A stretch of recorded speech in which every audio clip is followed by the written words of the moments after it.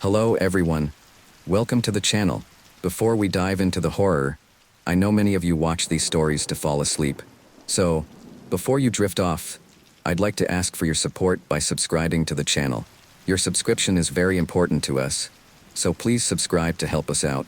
Also, it would be great if you could leave a comment telling us where in the world you're watching from. We'd love to know where our stories are reaching. Hit the like button, get comfortable, and let's begin. The musty scent of aged wood and forgotten treasures filled my nostrils as I stepped into Madame Lenore's antique emporium. The bell above the door chimed softly, announcing my arrival to the empty shop.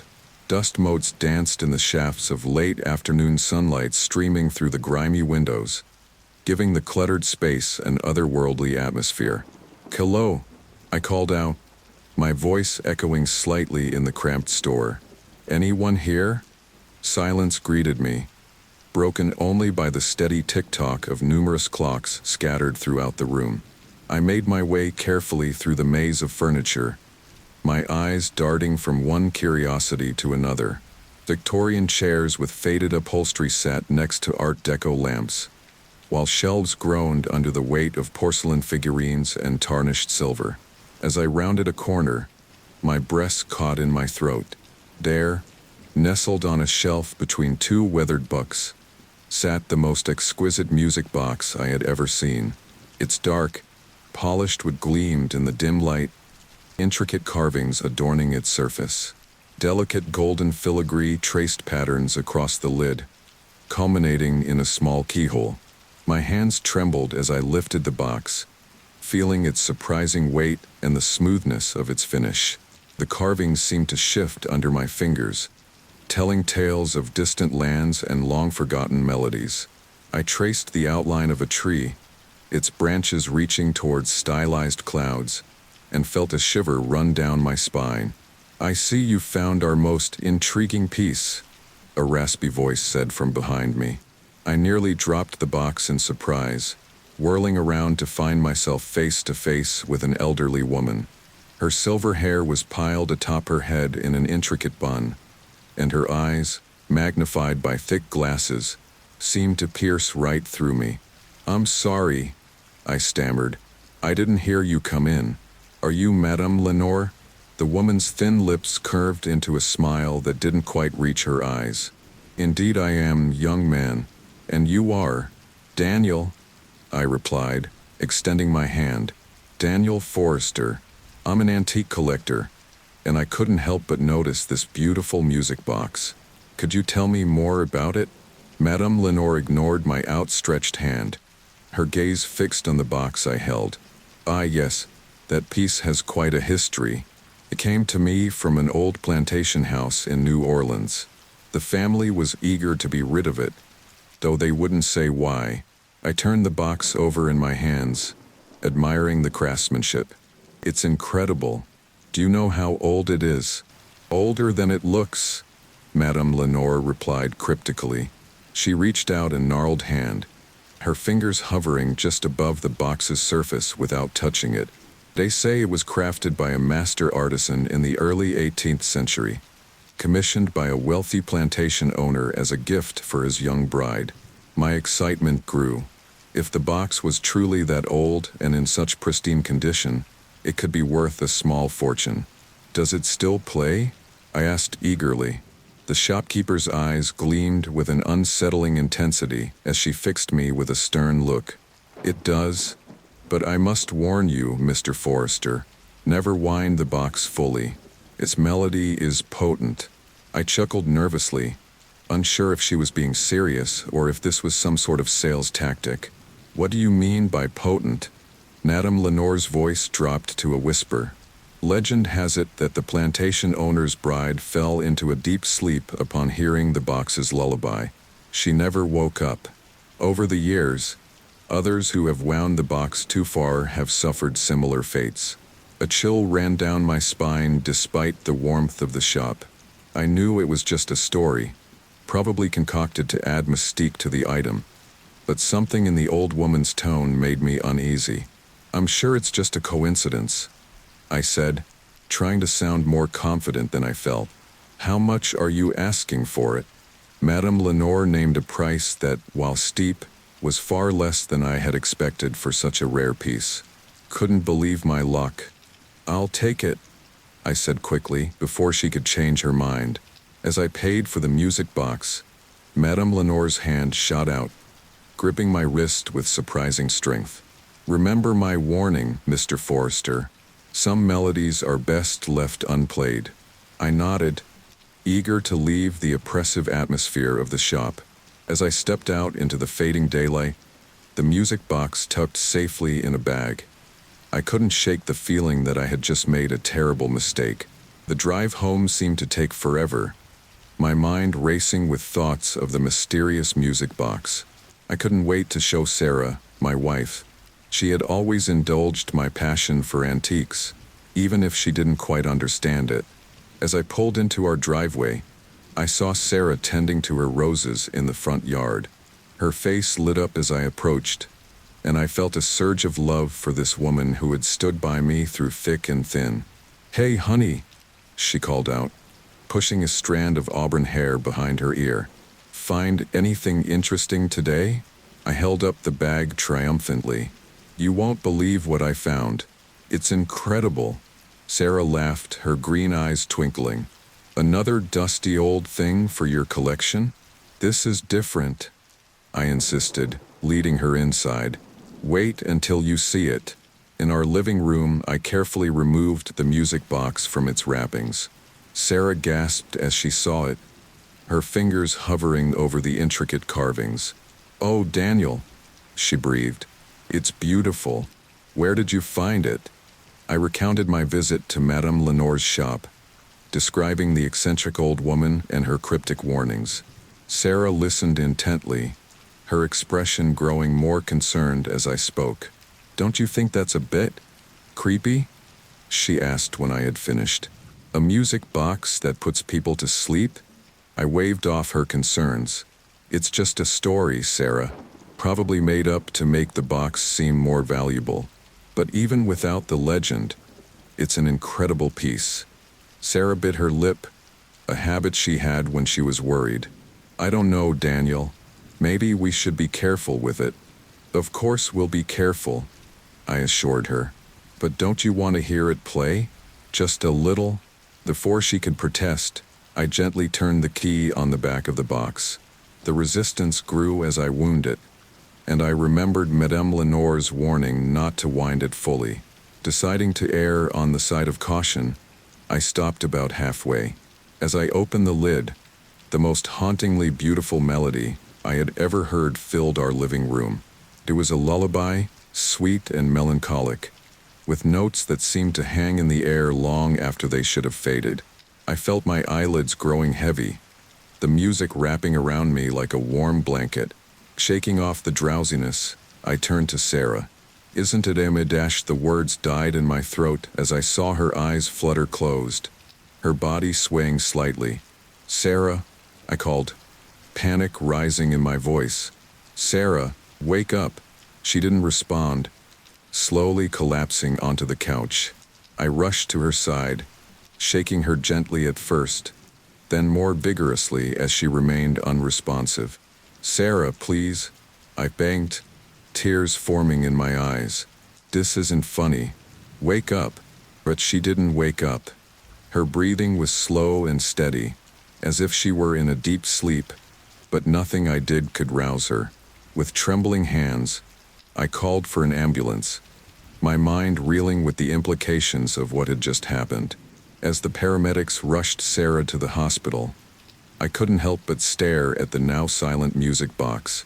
Madame Lenore's warnings echoed in my head, and I realized with growing horror that the legend might be more than just a story.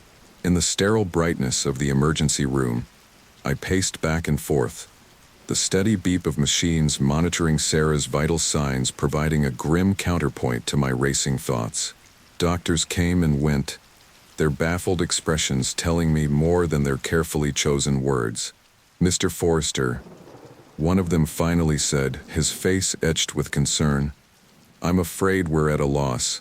Your wife's vital signs are stable, but she's in a state of deep unconsciousness that we can't explain. It's unlike any coma we've seen before.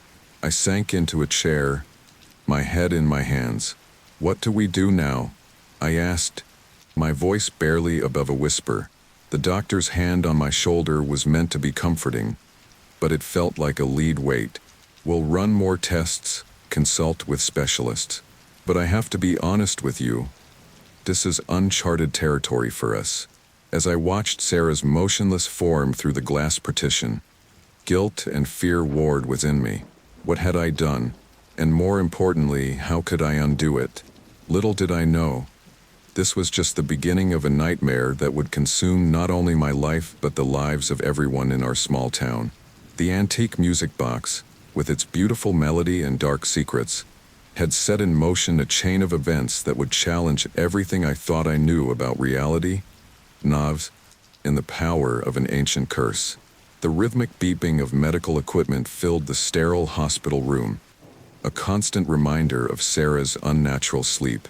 I sat by her bedside, my hand gently clasping hers, willing her to wake up. The soft morning light filtered through the blinds, casting long shadows across her peaceful face. Sarah, trees, I whispered, my voice hoarse from lack of sleep. If you can hear me, squeeze my hand. Just give me a sign. But there was nothing. No flutter of eyelids, no twitch of fingers. Just the steady rise and fall of her chest and the unwavering readout on the monitors. A soft knock on the door startled me from my vigil.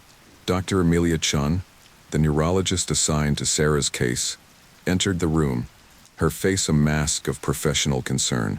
"Mr. Forrester," she said gently, "may I have a word with you?"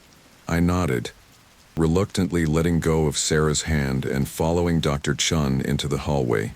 "I've gone over all of Sarah's test results," she began, her dark eyes meeting mine. "MRI, EEG, blood work, everything. Physically, there's nothing wrong with her. It's as if what?" I prompted, dreading the answer. "Dr. Chun sighed, rubbing her temples. "It's as if she's simply sleeping, Mr. Forrester. But it's a sleep so deep that nothing we've tried can wake her. I've never seen anything like it." Guilt gnawed at me as I watched Sarah's motionless form through the window. The steady beep of machines was my only comfort, a rhythmic assurance that she was still with us, if only in body. "What do we do now?" I asked, my voice barely above a whisper. "We'll keep monitoring her, try some experimental treatments. But I have to be honest with you. We're in uncharted territory here." I nodded, unable to form words around the lump in my throat. As Dr. Chun walked away, I leaned against the cold hospital wall, closing my eyes against the harsh fluorescent lights. How could I have been so foolish? The music box, Madame Lenore's warnings. It all seemed like a distant nightmare now. My phone buzzed in my pocket, jolting me back to reality. It was a text from my neighbor, Tom. "Hey Daniel, heard about Sarah. Is everything okay? Let me know if you need anything." Tom had been our neighbor for years, a friendly face always ready with a bad joke or a helping hand. I typed out a quick reply, thanking him for his concern and promising to keep him updated. As I hit send, a commotion down the hall caught my attention. Nurses were rushing into a room, their urgent voices carrying through the otherwise quiet corridor. Curiosity got the better of me, and I found myself moving closer, catching snippets of conversation. "Just like the other one. Won't wake up. Call Dr. Chun immediately." My blood ran cold. Could it be another case like Sarah's? I spent the rest of the day in a daze, alternating between sitting with Sarah and pacing the halls, eavesdropping on conversations and piecing together bits of information. By evening, my suspicions were confirmed. 3 more people had been admitted with the same mysterious symptoms as Sarah. As I drove home that night, my mind raced with possibilities. Could it be some sort of virus? An environmental toxin? Or was it truly connected to the music box, as impossible as that seemed? The house felt empty and oppressive without Sarah. I walked into the living room, my eyes immediately drawn to the antique music box sitting innocently on the mantel. Its intricate carvings seemed to mock me in the dim light. My neighbor Tom's curiosity about the music box turned to horror as he too succumbed to its spell before I could stop him. The doorbell rang, startling me out of my dark thoughts. I opened the door to find Tom standing there, a casserole dish in his hands and concern etched on his face. "Hey, Daniel," he said, forcing a smile. "I thought you might not be up for cooking, so I brought over some of Carol's famous lasagna." I managed a weak smile of my own. "Thanks, Tom. That's really thoughtful of you guys." I invited him in, grateful for the company despite my exhaustion. As Tom set the dish down in the kitchen, his eyes wandered to the living room, landing on the music box. "Wow," he said, moving closer to examine it. "That's quite a piece. Is it new?" I felt a surge of panic. Tom, don't dash, but it was too late. His hand was already on the lid, listing it open. The haunting melody filled the room once more, its notes hanging in the air like a tangible presence. "It's beautiful," Tom murmured, his eyes growing heavy. Where?" I watched in horror as Tom's eyes fluttered closed and he crumpled to the floor. The music continued to play, filling the room with its eerie lullaby. "No, no, no," I cried, rushing to Tom's side. I shook him violently, desperately trying to wake him, but it was no use. He was as deeply asleep as Sarah. With shaking hands, I called 911, my voice cracking as I explained the situation to the dispatcher. As I waited for the ambulance, I paced the room, my eyes continually drawn to the now closed music box. What had I unleashed? The next few days passed in a blur of sirens, frantic phone calls, and sleepless nights.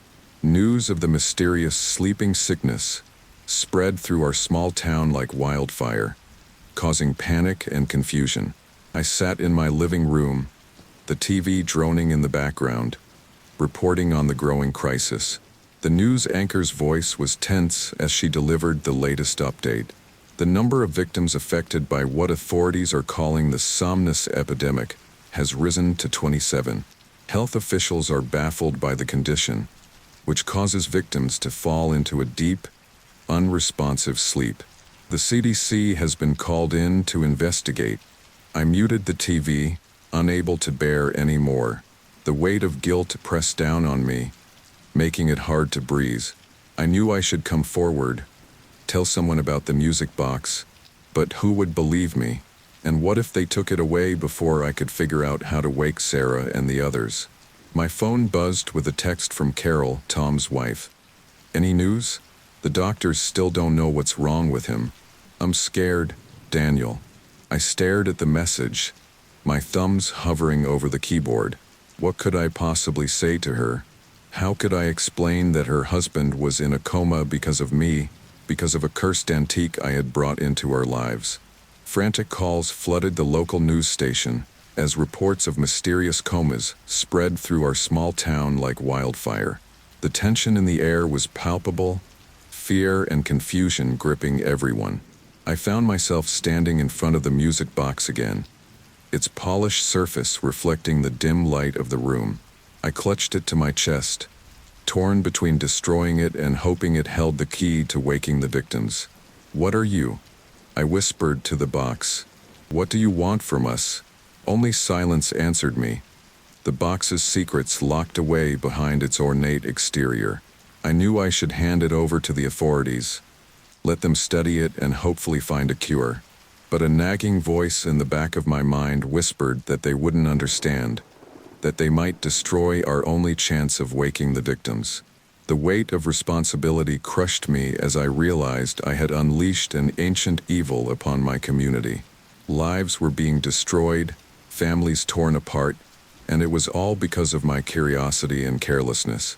I sank to the floor, the music box still clutched in my arms, and let out a sob that seemed to come from the very depths of my soul. The enormity of what I had done, the lives I had ruined, crashed over me like a tidal wave. As I sat there, lost in my grief and guilt, a new determination began to form. I couldn't undo what I had done, but I could try to make it right. Somehow, someway, I would find a way to break this curse and wake the victims. I stood up, wiping the tears from my face, and placed the music box back on the mantel. Its intricate carvings seemed to shift in the fading light, as if acknowledging the silent pact I had made. I'll fix this. I promise Sarah, Tom, and all the other victims. Whatever it takes, I'll find a way to bring you back. With that vow, I turned to my computer and began to search. There had to be answers out there somewhere. Legends, myths, anything that could shed light on the music box's origins and its power. As the night deepened around me, I delved into a world of occult lore and forgotten history, desperate for any clue that might lead to a cure. Little did I know that my search for answers would take me down a dark and dangerous path, one that would challenge everything I thought I knew about reality and force me to confront the true nature of sacrifice and love. The Somnus epidemic was just the beginning, and the true test of my resolve was yet to come. As dawn broke, casting long shadows across my cluttered desk, I realized that the journey to save Sarah and the others had only just begun. The cursed music box had set in motion events that would change not only my life but the lives of everyone in our town. And I was the only one who could stop it, if I could find the courage to face the darkness that lay ahead. The soft glow of my computer screen illuminated the darkened living room, casting eerie shadows on the walls. Empty coffee cups littered my desk, testament to the sleepless nights that had blurred into days as I scoured the internet for any trace of the music box's history. My eyes burned from the constant strain, but I couldn't stop. Not when Sarah and so many others lay in hospital beds, trapped in an unnatural slumber. I rubbed my temples, trying to ward off the impending headache. The cursor blinked mockingly on the search bar, each failed query feeling like another nail in the coffin of my hope. But I had to keep trying. I owed it to Sarah, to Tom, to all the victims of this cursed melody. As I typed in yet another combination of keywords, antique music box curse New Orleans, my phone buzzed with an incoming call. Dr. Chen's name flashed on the screen, sending a jolt of anxiety through my system. "Hello," I answered, my voice hoarse from disuse. "Mr. Forrester." Dr. Chen's voice was tight with barely contained frustration. "I'm calling to update you on Sarah's condition." I held my breath, hoping against hope for good news. "I'm sorry, but there's been no change," she continued. "We've tried every treatment we can think of, consulted with specialists across the country, but..." She trailed off, the unspoken words hanging heavily between us. "But what?" I prompted, dreading the answer. Dr. Chun sighed. "But we're no closer to understanding what's causing this, let alone how to treat it. The CDC is baffled. They've never seen anything like this before." I closed my eyes, fighting back tears. "What about the other patients? Tom and the others?" "All the same," she replied. "Stable but unresponsive." "Mr. Forrester, I have to ask, are you absolutely certain you can't think of anything that might have triggered this? Anything at all?" The music box sat on the mantel, its intricate carvings seeming to mock me in the dim light.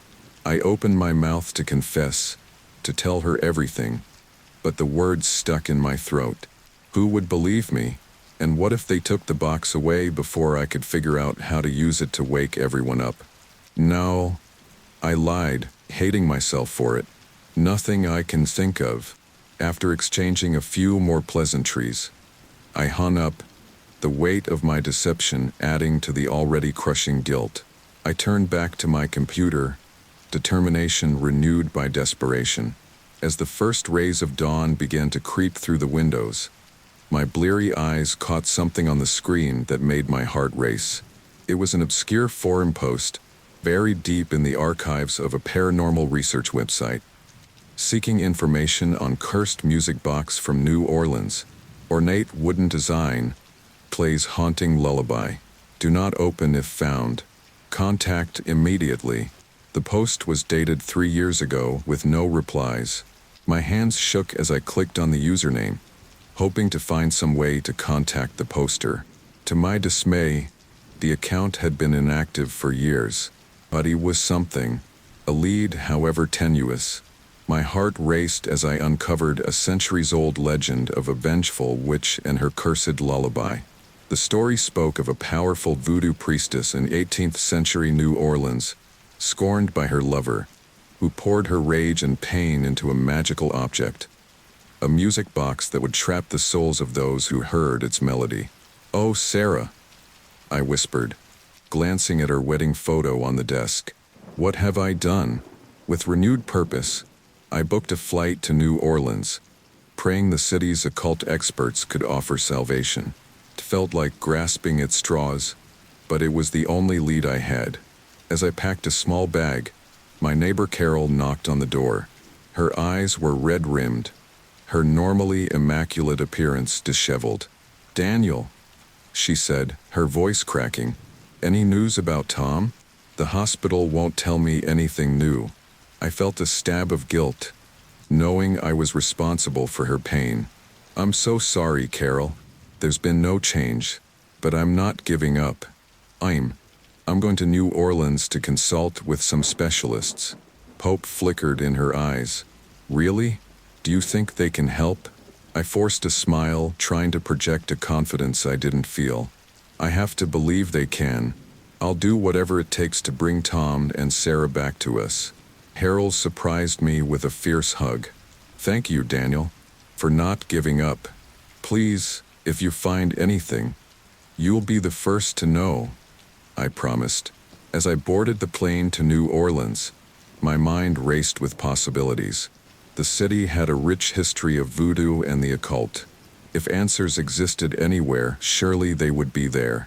The flight seemed interminable, each minute stretching into an eternity as my mind conjured increasingly dire scenarios.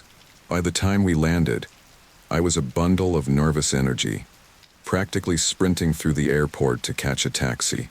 "Where to, mister?" the driver asked, eyeing me curiously in the rearview mirror. "The French Quarter," I replied, remembering a name I'd come across in my research. "Do you know a place called Marie Laveau's House of Voodoo?" The driver's eyes widened slightly. "Sure do, but you might want to be careful there, mister. Some things, once you start looking into them, don't let you go so easy." His words sent a chill down my spine, but I was beyond the point of turning back. As we drove through the historic streets of New Orleans, the air thick with humidity and the scent of jasmine, I couldn't shake the feeling that I was being watched. The shop, when we arrived, was exactly as I had imagined. A small, unassuming storefront with windows cluttered with mystical paraphernalia. The musty smell of incense and old books filled my nostrils as I entered. The tinkling of a small bell announcing my arrival. A young woman with dark, piercing eyes looked up from behind the counter. "Can I help you?" she asked, her voice carrying a hint of a Creole accent. I approached, my heart pounding. "I hope so. I'm looking for information on a cursed music box. It's very old, probably from around here. It plays a lullaby that," I swallowed hard, "that puts people into comas." The woman's expression shifted from polite interest to guarded concern. "I see. And why, may I ask, are you looking for such information?" I hesitated, then decided that honesty was my best bet. "Because I have the box, and I need to know how to break the curse." She studied me for a long moment, then nodded. "Wait here," she said, disappearing into a back room. A few minutes later, she returned with an elderly woman. The newcomer's eyes, though clouded with cataracts, seemed to look right through me. "I am Mama Celeste," the old woman said, her voice strong despite her frail appearance. "Adeline tells me you have come about the widow's music box." My breast caught in my throat. "You know about it?" Mama Celeste nodded gravely. It is an old curse, child. Powerful and dangerous. Tell me, how many has it taken? 27, I whispered, the number feeling like a physical weight on my chest. The old woman closed her eyes, muttering something under her breath that sounded like a prayer. When she opened them again, they were filled with a mixture of pity and determination. Come, she said, gesturing for me to follow her into the back room. We have much to discuss and little time. The curse grows stronger with each victim. As I followed Mama Celeste into the dimly lit back room, the air heavy with the scent of herbs and candle wax, I felt a glimmer of hope for the first time in weeks. Here, in this city of secrets and magic, perhaps I would finally find the answers I sought. But as I sat down across from the old woman, watching her shuffle a deck of worn tarot cards with gnarled hands, a chill ran down my spine. I couldn't shake the feeling that in my desperate quest to save Sarah and the others, I was about to step into a world far darker and more dangerous than I had ever imagined. Now, Mama Celeste said, her eyes boring into mine as she laid out the first card. Tell me everything, child, and pray that it is not too late to undo what has been done. As I began to recount my story, the tarot cards before us seemed to shimmer in the candlelight, each one a potential key to unlocking the mystery of the cursed music box. Little did I know that the path to breaking the curse would demand sacrifices I wasn't sure I was prepared to make, testing the very limits of my love and my humanity. The candles flickered ominously in Mama Celeste's back room, casting dancing shadows on the walls covered in strange symbols and faded photographs. The air was thick with the scent of incense and something else, something old and powerful that I couldn't quite place.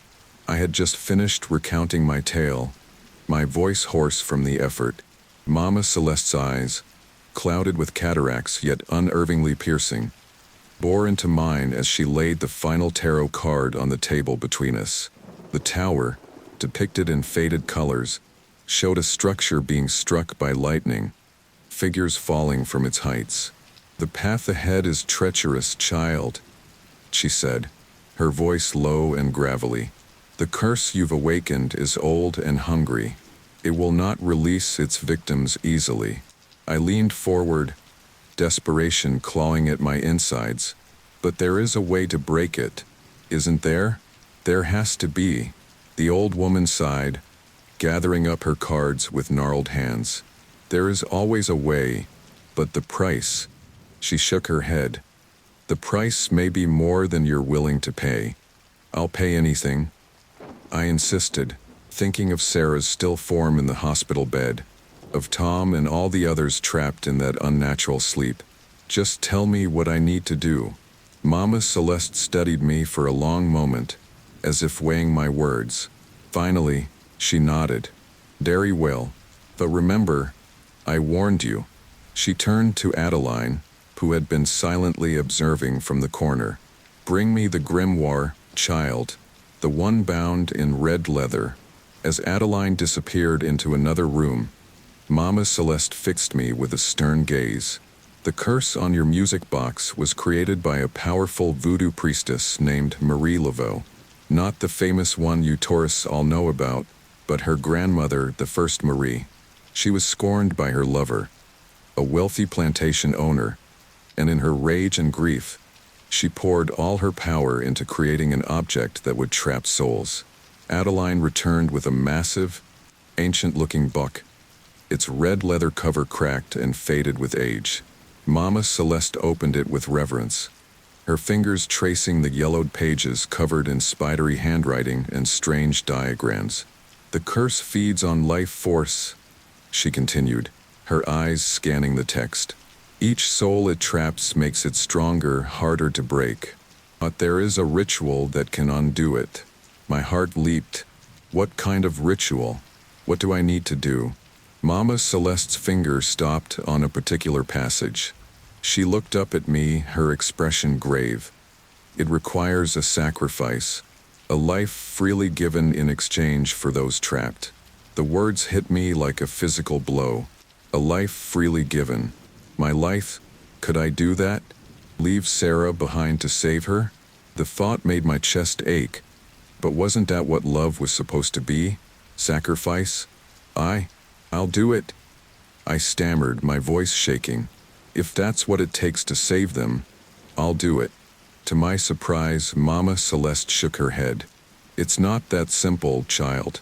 The sacrifice must be made by someone with power, someone who can channel the energies needed to break the curse. You, with all your good intentions, do not have that power. My momentary resolve crumbled, replaced by a crushing sense of helplessness. Then what? What can I do? The old woman closed the grimoire with a soft thud. You need to find someone who does have that power, a practitioner of the old ways, strong enough to perform the ritual and willing to make the ultimate sacrifice. I ran a hand through my hair, frustration building. But where am I supposed to find someone like that? And who would be willing to die for strangers? Mama Celeste exchanged a look with Adeline, some unspoken communication passing between them. Finally, she sighed. I know of one who might be able to help, but seeking her out, it's dangerous. She doesn't take kindly to visitors, especially those bringing trouble to her doorstep. Trees, I begged, reaching across the table to grasp her wrinkled hand. I have to try. For Sarah, for all of them. Tell me where to find her. Another long moment of silence passed before Mama Celeste nodded. Very well. You'll find her deep in the bayou, in a place the locals call Whisper Grove. But be warned, child. Marie is not to be trifled with. She's as likely to turn you into a toad as to help you. My mind reeled. Another Marie? Could it be a descendant of the one who created the curse? Hope and fear warred within me as I absorbed this new information. How do I get there? I asked, already mentally preparing for the journey.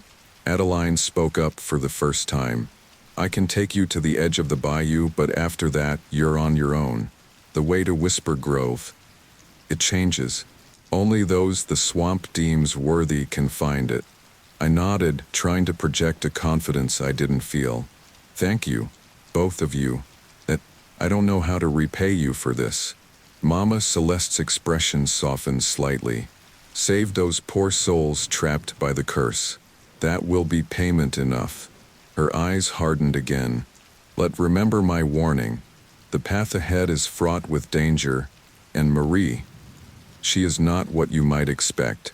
The next morning found me in Adeline's beat-up pickup truck, bouncing down a dirt road that seemed to be leading us straight into the heart of the Louisiana swamp. The air was thick with humidity, mosquitoes buzzing incessantly outside the open windows.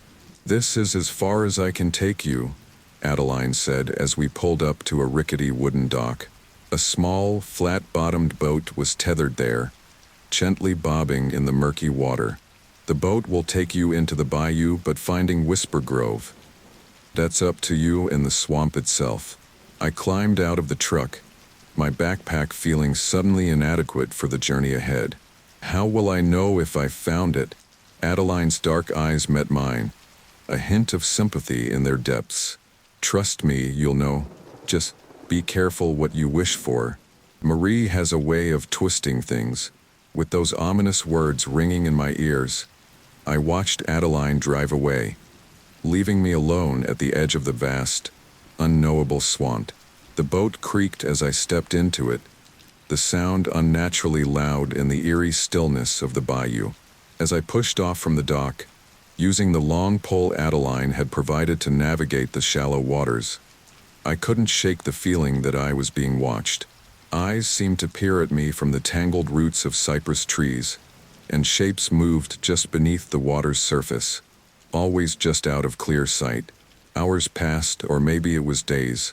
Time seemed to lose all meaning in the green twilight of the swamp. I pushed on, my arms aching from the effort of poling the boat, my skin itching from countless insect bites. Just as I was beginning to think I had made a terrible mistake, that I would die out here alone and lost, I saw it. A clearing opened up ahead, a small island rising from the murky waters. Ancient trees formed a natural archway, their branches intertwining to create a tunnel of greenery. And there, at the end of the tunnel, stood a ramshackle cabin, its weathered boards seeming to shift and move in the dappled sunlight. Whisper Grove. I had found it. My heart pounding, I guided the boat to the edge of the island and stepped out onto solid ground. The earth seemed to pulse beneath my feet, a living thing welcoming me, or perhaps warning me away. As I approached the cabin, the door swung open of its own accord. A woman's voice, low and melodious, drifted out to me. "Well, well," it said, amusement and something darker coloring the words. "What have we here? A lost soul seeking answers? Or perhaps a sacrifice?" I swallowed hard, squaring my shoulders as I prepared to meet the mysterious Marie. Desperation led me to the door of Marie, a voodoo priestess whose eyes held secrets darker than night. Whatever challenges lay ahead, whatever price I had to pay, I knew there was no turning back now. Sarah's life, and the lives of all the others trapped by the curse, depended on what happened next. Taking a deep breath, I stepped over the threshold and into Marie's domain, ready to face whatever trials awaited me in my quest to break the curse of the music box.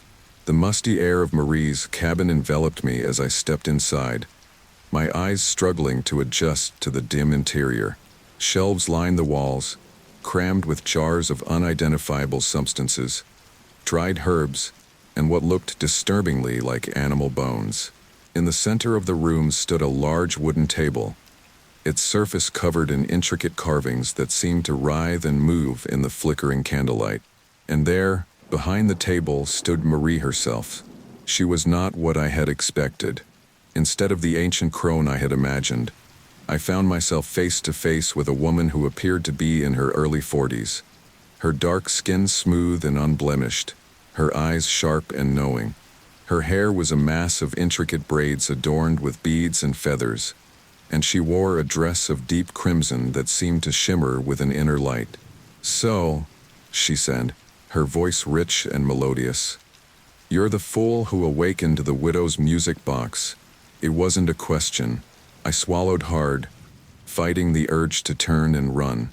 "Yes," I managed to croak out. I need your help." Marie's laugh was like the tinkling of bells, beautiful yet somehow menacing. "Of course you do.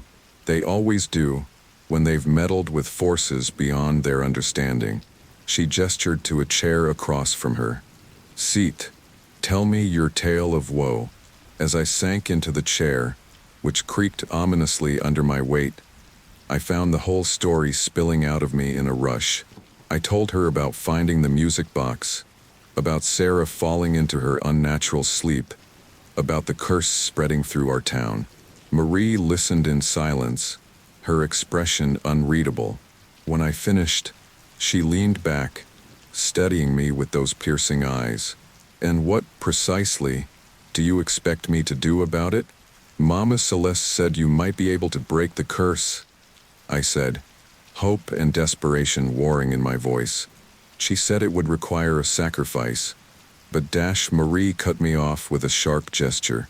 "Celeste should know better than to send unprepared fools to my door," she snapped. Then more softly, "But she's not wrong. Breaking the curse is possible. But the cost." She trailed off, her eyes growing distant. "I'll pay any price," I insisted. "Just tell me what I need to do." Marie's gaze snapped back to me, suddenly intense. "Would you? Would you really pay any price, Daniel Forrester?" The use of my name, which I hadn't given her, sent a chill down my spine, but I nodded firmly. "For Sarah, for all of them, yes, anything." A slow smile spread across Marie's face, not reaching her eyes. "We shall see." She stood abruptly. "Call me. There's something you need to see." She led me to a back room of the cabin, where a large, ornate mirror hung on the wall. Its surface was cloudy, swirling with mist that seemed to move of its own accord. "Knock," Marie commanded. waving her hand in front of the mirror. The mist cleared, revealing a scene that made my heart clench. It was Sarah's hospital room. Doctors and nurses swarmed around her bed, their movements frantic. "What's happening?" I gasped, pressing closer to the mirror. Marie's voice was grim. "The curse is progressing. Your wife's life force is fading." I watched in horror as a doctor pressed paddles to Sarah's chest, her body arching off the bed as electricity coursed through her. The steady beep of her heart monitor had given way to a single, unbroken tone. "Now," I whispered, my hand reaching out to touch the mirror's surface. "Sarah, please." After what felt like an eternity, the frantic activity in the room slowed. The doctor stepped back, shaking his head. I could see his lips moving. "Time of death. Low," I shouted, whirling to face Marie. "You have to do something. Please." Marie's expression was impassive. "I've done nothing but show you the truth, Daniel. This is what awaits all the victims of the music box's curse. Unless what?" I demanded, grabbing her arms in desperation. "Tell me." She didn't flinch at my touch, her eyes boring into mine. "Unless you're willing to make the ultimate sacrifice. A life freely given, remember? But not just any life. The curse demands a soul of power, one capable of channeling the energies needed to break it." My mind raced, trying to process what she was saying. "But I don't have that kind of power. How can I dash?" "You can't," Marie said simply. "But I can." The implication of her words hit me like a physical blow. You'd sacrifice yourself." Marie's laugh was bitter. "Don't be foolish. I have no intention of dying for your mistake." She turned back to the mirror, waving her hand again. The scene shifted, showing the hospital at large. Beds lined the corridors, each one occupied by a victim of the curse. Doctors moved between them, their faces drawn with exhaustion and defeat. "The curse is spreading faster than ever," Marie explained. "Soon, it will reach beyond your little town, consuming more and more souls. It must be stopped." I returned home to find the hospital in chaos with more sicks. Tim's falling into comas each day. The scene from Marie's mirror had become a grim reality. Beds crammed every available space, the air filled with the steady beep of heart monitors and the quiet sobs of family members. Dr. Chun intercepted me as I entered, her face haggard with exhaustion. "Mr. Forrester, where have you been? We've been trying to reach you." I was seeking help," I stammered, the weight of my failure crushing me. "What's the situation?" Dr. Chen's eyes were haunted as she led me through the crowded corridors. "It's bad. We've had to convert the entire East Wing into a makeshift ward. The CDC is baffled, and we're running out of resources. If this keeps spreading..." She didn't need to finish the thought. I could see the fear in every face I passed, hear it in the whispered conversations. This was no longer just about Sarah or our small town. The curse was threatening to become a global catastrophe. As we reached Sarah's room, Dr. Chen placed a hand on my arm. "Mr. Forrester, Daniel, I have to ask again. Are you absolutely certain there's nothing you can tell us about how this started? Anything at all?" The accusing glares of my neighbors weighed heavily as whispers of my involvement spread. I could feel the suspicion in Dr. Chen's gaze, in the sidelong looks from nurses and orderlies. They knew somehow that I was connected to this nightmare. Guilt clawed at my insides as I shook my head. "I'm sorry," he whispered. "I wish I knew." Dr. Chen's shoulders slumped in defeat. "We're doing everything we can, but..." She trailed off, her professional demeanor cracking to reveal the fear beneath. I nodded, unable to meet her eyes. "Thank you. Can I sit with Sarah for a while?" She gestured for me to enter the room, and I sank into the chair beside Sarah's bed. I watched helplessly as Sarah's vital signs weakened, knowing time was running out.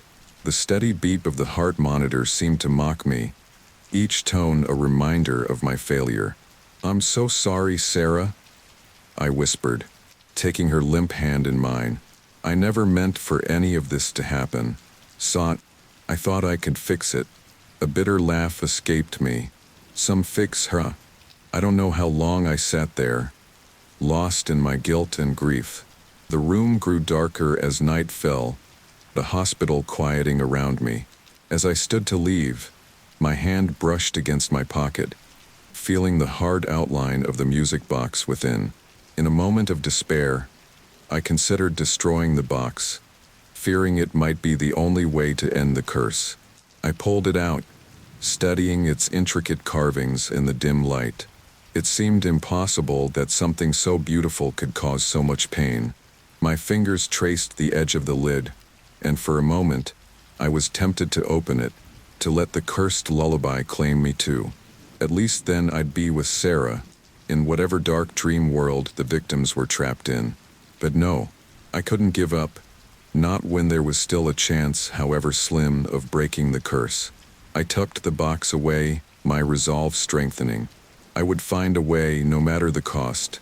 As I turned to leave, a glint of metal caught my eye. There, half hidden beneath Sarah's pillow, was a small key.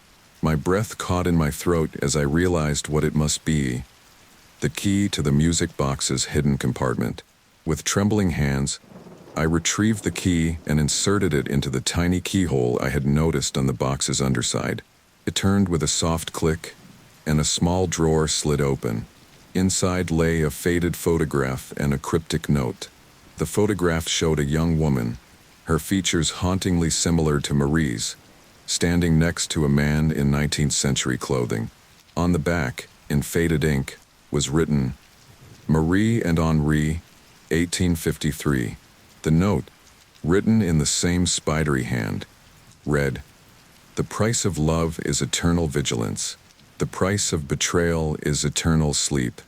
A glimmer of hope arose as I discovered this hidden compartment in the box, containing the faded photograph and cryptic note. It wasn't much, but it was a lead, a connection between the curse's origin and the Marie I had met in the bayou. As I left the hospital, the weight of the music box heavy in my pocket and the newfound clues clutched in my hand, I knew that my journey was far from over. The curse was spreading faster than ever, and time was running out. But now, armed with this new information, I had a direction. I would return to Marie, confront her with what I had found. And this time, I wouldn't leave without answers or a solution. The lives of Sarah, Tom, and countless others hung in the balance. Whatever price needed to be paid, whatever sacrifice required, I would face it. Because the alternative, a world consumed by the widow's eternal sleep, was unthinkable. The swamp seemed darker, more foreboding as I made my way back to Marie's cabin. The air was thick with humidity and the calls of unseen creatures, each sound making me jump. The photograph and note burned in my pocket, alongside the cursed music box. As I approached Whisper Grove, the trees seemed to part before me, their branches creaking ominously. Marie stood on the porch of her cabin, as if she had been expecting me. "Back so soon, Daniel?" she called, her voice carrying easily across the water. "I thought you might need more motivation." I gritted my teeth, guiding the boat to the shore with more force than necessary. "You knew?" I accused as I stepped onto land. "You knew about the hidden compartment, about the photograph." Marie's smile was enigmatic. "I know many things. The question is, what do you know?"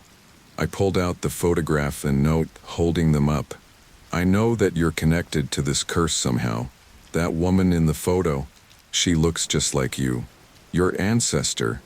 "Clever boy," Marie murmured, her eyes glinting. "Come inside. It seems we have much to discuss."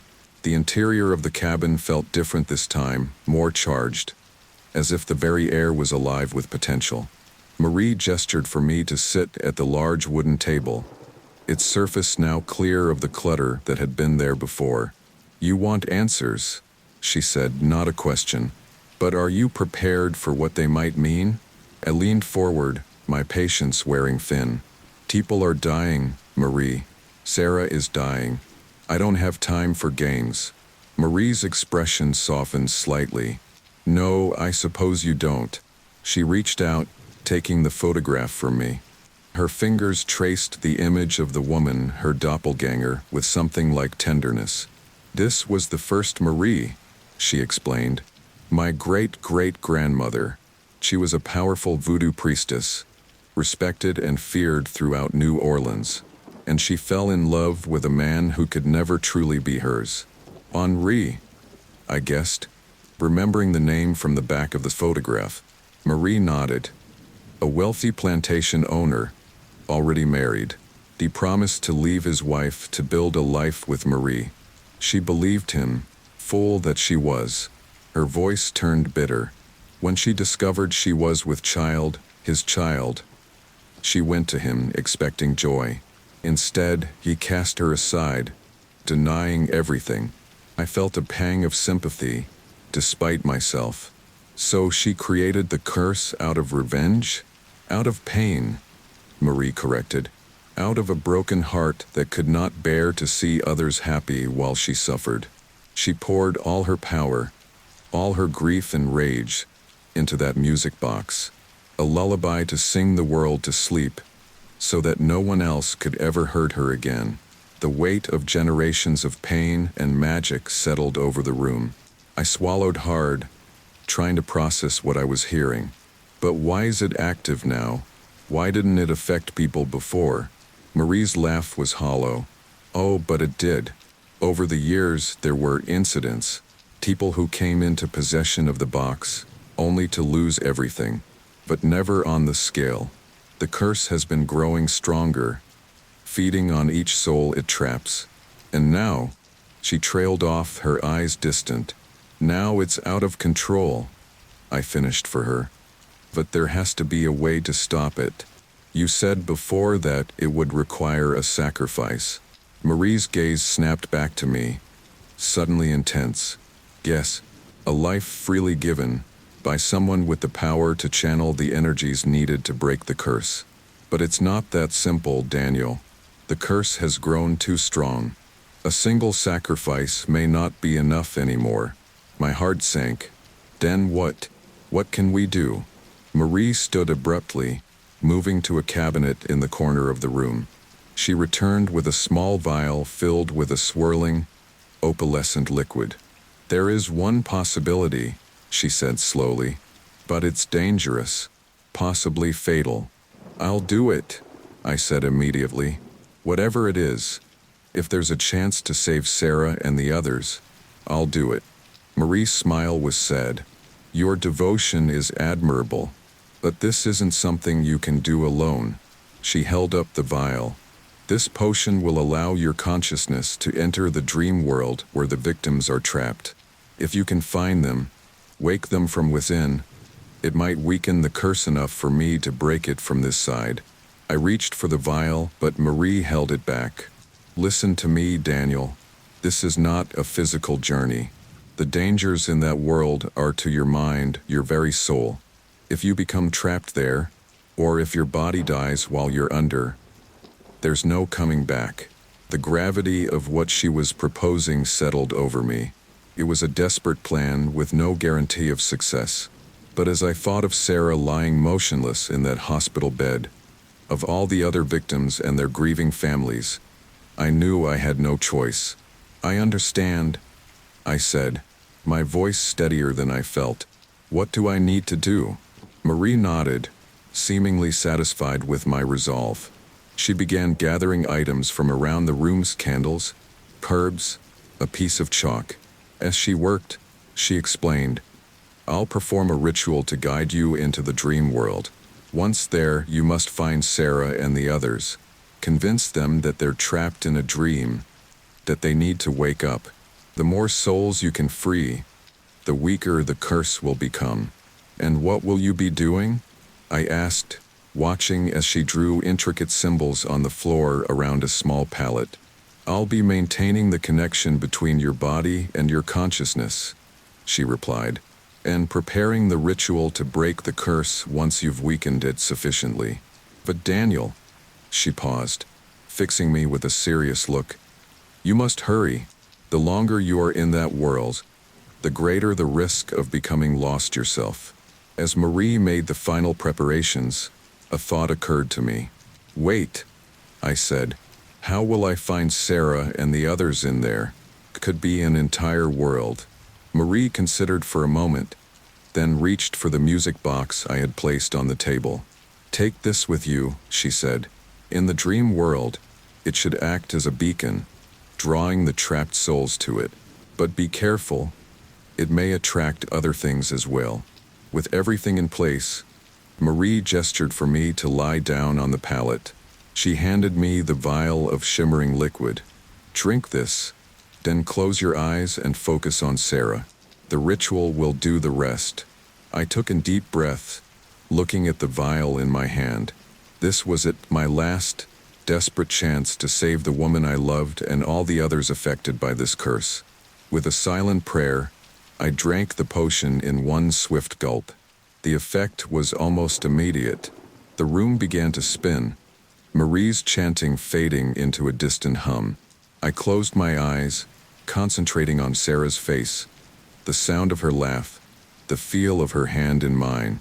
When I opened my eyes again, I found myself in a world of mist and shadows. Ghostly shapes moved at the edge of my vision, always just out of reach. The music box felt heavy in my hand, its surface seeming to pulse with an inner light. I wandered through misty landscapes, calling out for Sarah and the others, my voice echoing in the void. Sarah, can you hear me? Tom, anyone? As I pushed deeper into this strange dreamscape, the mist began to coalesce into more solid forms. I found myself walking down a street that looked like our hometown. Bind. Round. The colors were too vivid, the proportions slightly off. And everywhere I looked, people moved as if in a daze, their eyes unfocused. Shadowy figures danced at the edge of my vision, always staying just out of reach. I couldn't shake the feeling that I was being watched, hunted even. The music box grew warmer in my hand, its glow intensifying. Suddenly, a familiar voice cut through the dreamlike haze. Daniel? Is that really you? I spun around to see Tom, my neighbor, standing there looking confused and slightly translucent. Tom, I exclaimed, relief flooding through me. Thank God. Listen, we don't have much time. This isn't real, Tom. You're trapped in a dream, and I need you to wake up. Tom's brow furrowed. A dream? But it feels so real. I've been here for, I don't know how long. I know it feels real, I said urgently. But trust me, think about Carol, about your life. You need to fight this and wake up. As I spoke, Tom's form seemed to flicker, becoming more solid. Terrell, he murmured. Yes, I remember. But how do I wake up? Before I could answer, a bone-chilling howl echoed through the dreamscape. The shadows at the edges of my vision coalesced into monstrous forms, teeth and claws gleaming. We need to move, I said, grabbing Tom's arm. Focus on waking up, on returning to your body.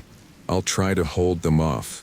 As Tom closed his eyes in concentration, I turned to face the nightmarish creatures born from the darkest corners of the collective unconscious.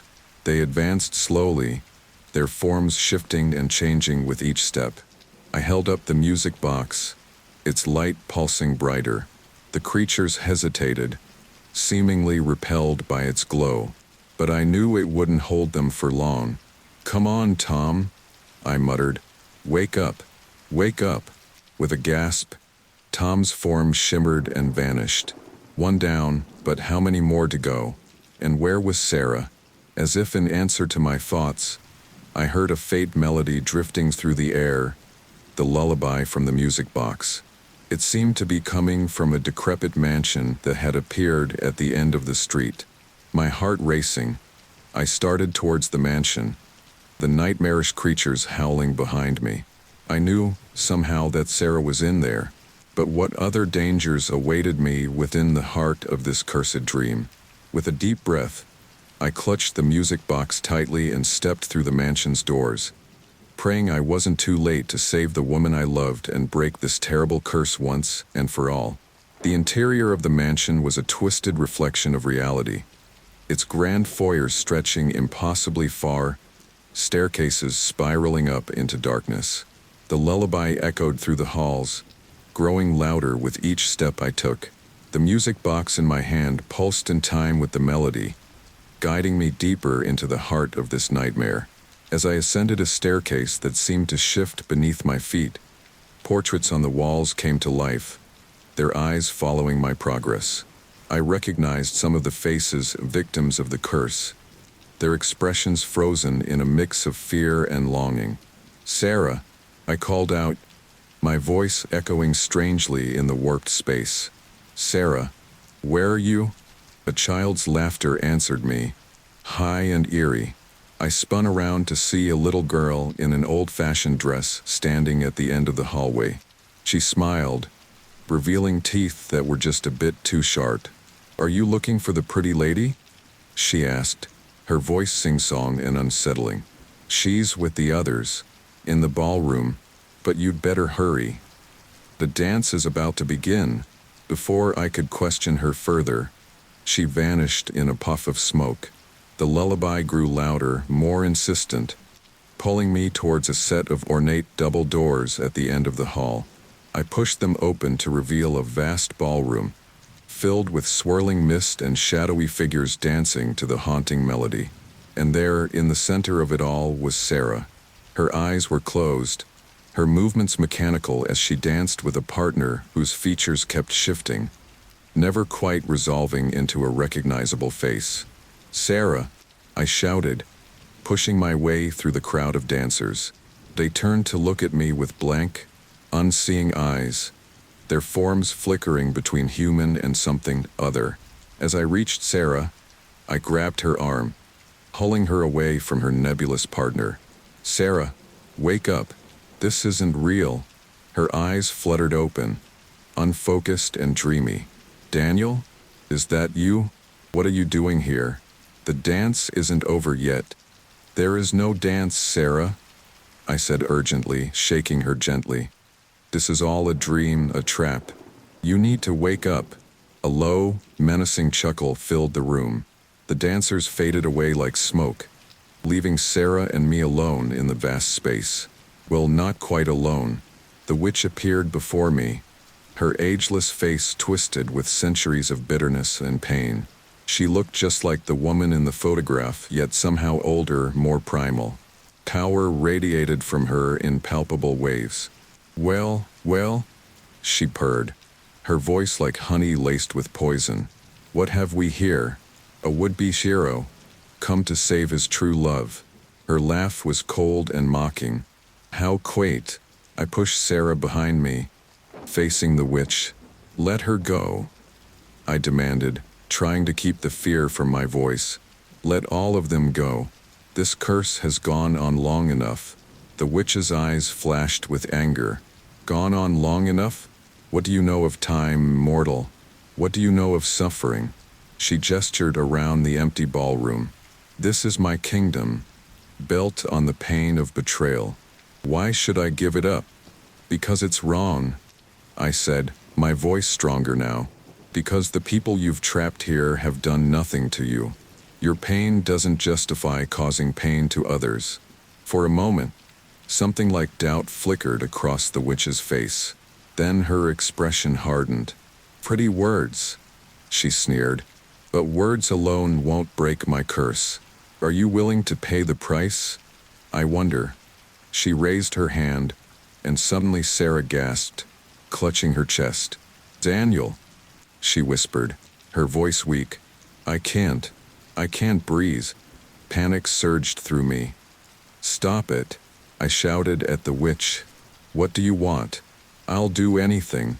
The witch's smile was cruel. "Anything? Oh, my dear boy, be careful what you offer." She waved her hand again, and Sarah's breathing eased. "I'll make you a deal. A life for a life. Your soul in exchange for hers and all the others trapped here."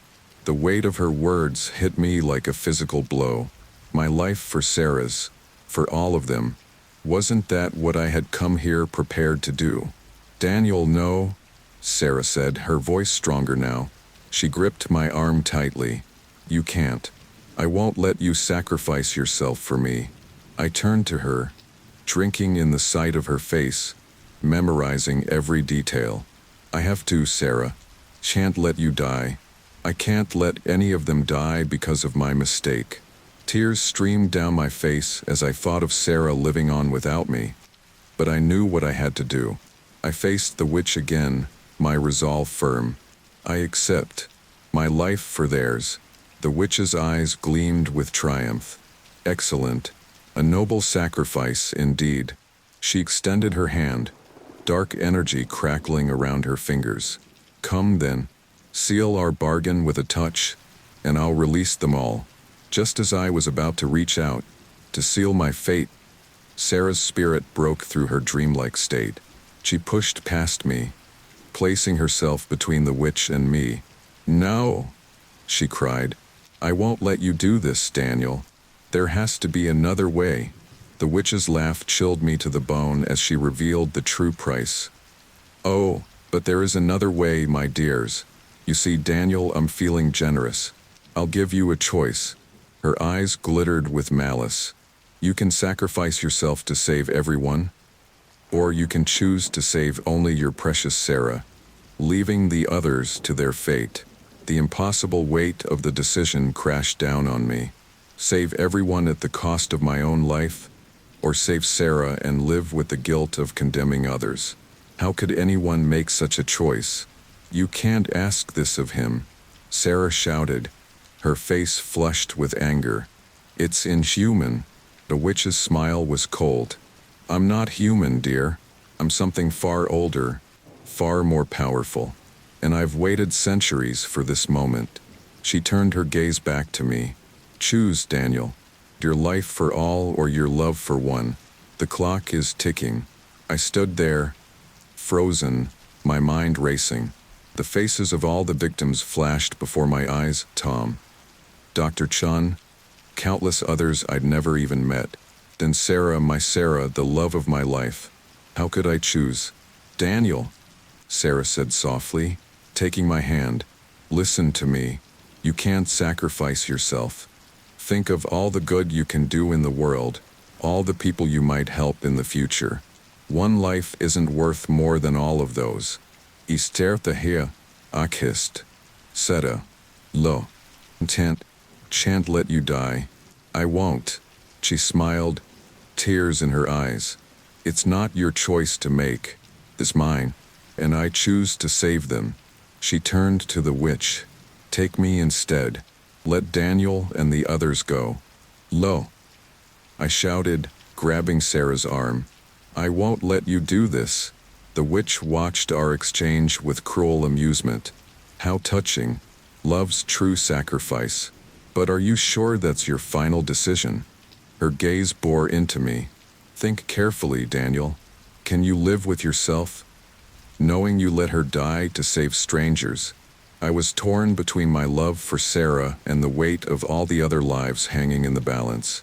Agonizing memories of our life together flashed before my eyes, making the choice even harder. Our first date, our wedding day, quiet mornings and laughter-filled evenings. A future we might never have. The witch's patience wore thin, and the dreamscape began to crumble around us. "Choose now," she hissed, "or I'll take you all." Sarah's love shone in her eyes as she urged me to save the others, willing to sacrifice herself. In that moment, I saw the strength of her character, the depth of her compassion, and I knew what I had to do. With a heavy heart, I made my choice, praying I could live with the consequences. "I choose," I began, my voice breaking, but before I could finish, a blinding light filled the ballroom. The witch screamed, a sound of pure rage and pain, and through the light, I heard a familiar voice, Marie's voice, chanting words of power. "Now, Daniel," she called. "The curse is weakening. Wake them all. Wake them now." Understanding flooded through me. This had been Marie's plan all along, to weaken the curse from the inside while she worked to break it from the outside. The impossible choice had been a final test, a distraction to keep the witch occupied. I grabbed Sarah's hand, focusing all my will, all my love, into one desperate command. "Wake up," I shouted, my voice echoing with power I didn't know I possessed. "All of you, wake up." The ballroom shattered like glass, the witch's scream fading into nothingness.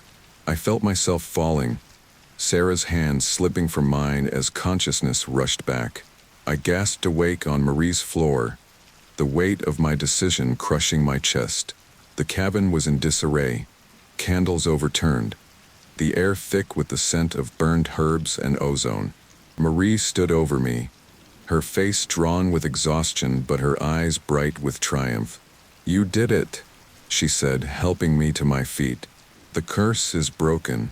Sarah," I croaked, my throat dry. "The others, did they?" Marie nodded, a rare smile crossing her face. "See for yourself." She gestured to her mirror, which now showed scenes from the hospital. Patients were stirring, eyes fluttering open as relieved family members cried tears of joy. "We need to go," I said, already moving towards the door. "I need to see her." As we rushed out of the cabin, heading back towards civilization and the hospital where Sarah waited, I couldn't shake the feeling that our ordeal wasn't entirely over. The curse was broken, yes, but its effects and the choices we'd made would linger. But for now, all that mattered was getting back to Sarah, holding her in my arms, and knowing that we had faced the impossible together, and won. The journey back to the hospital was a blur of anxious anticipation. Marie drove, her ancient pickup truck rattling ominously as we sped down the highway. I sat in the passenger seat, my hands clenched into fists, willing the miles to disappear faster. What if it didn't work? I muttered, more to myself than to Marie. What if she still? Marie's hand on my arm startled me. "Have faith, Daniel," she said, her eyes never leaving the road. "The curse is broken." I felt it shatter. I nodded, trying to draw comfort from her words. But doubt gnawed at me. Memories of the witch's cruel smile, an impossible ultimatum haunting my thoughts.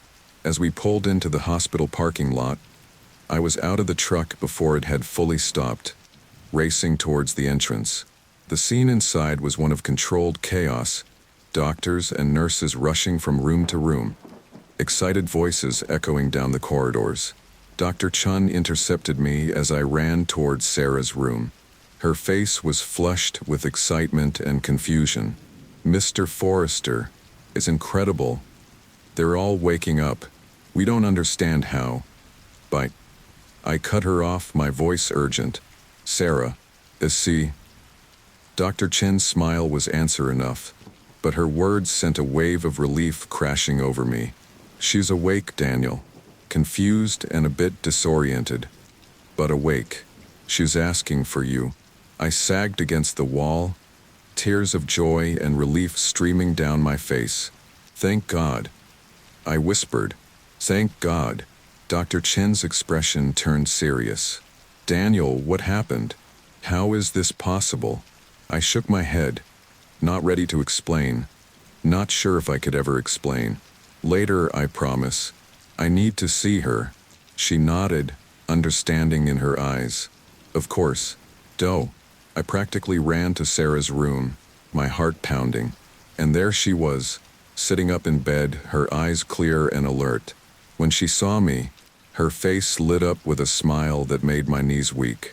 "Daniel," she breathed as I rushed to her side, gathering her in my arms.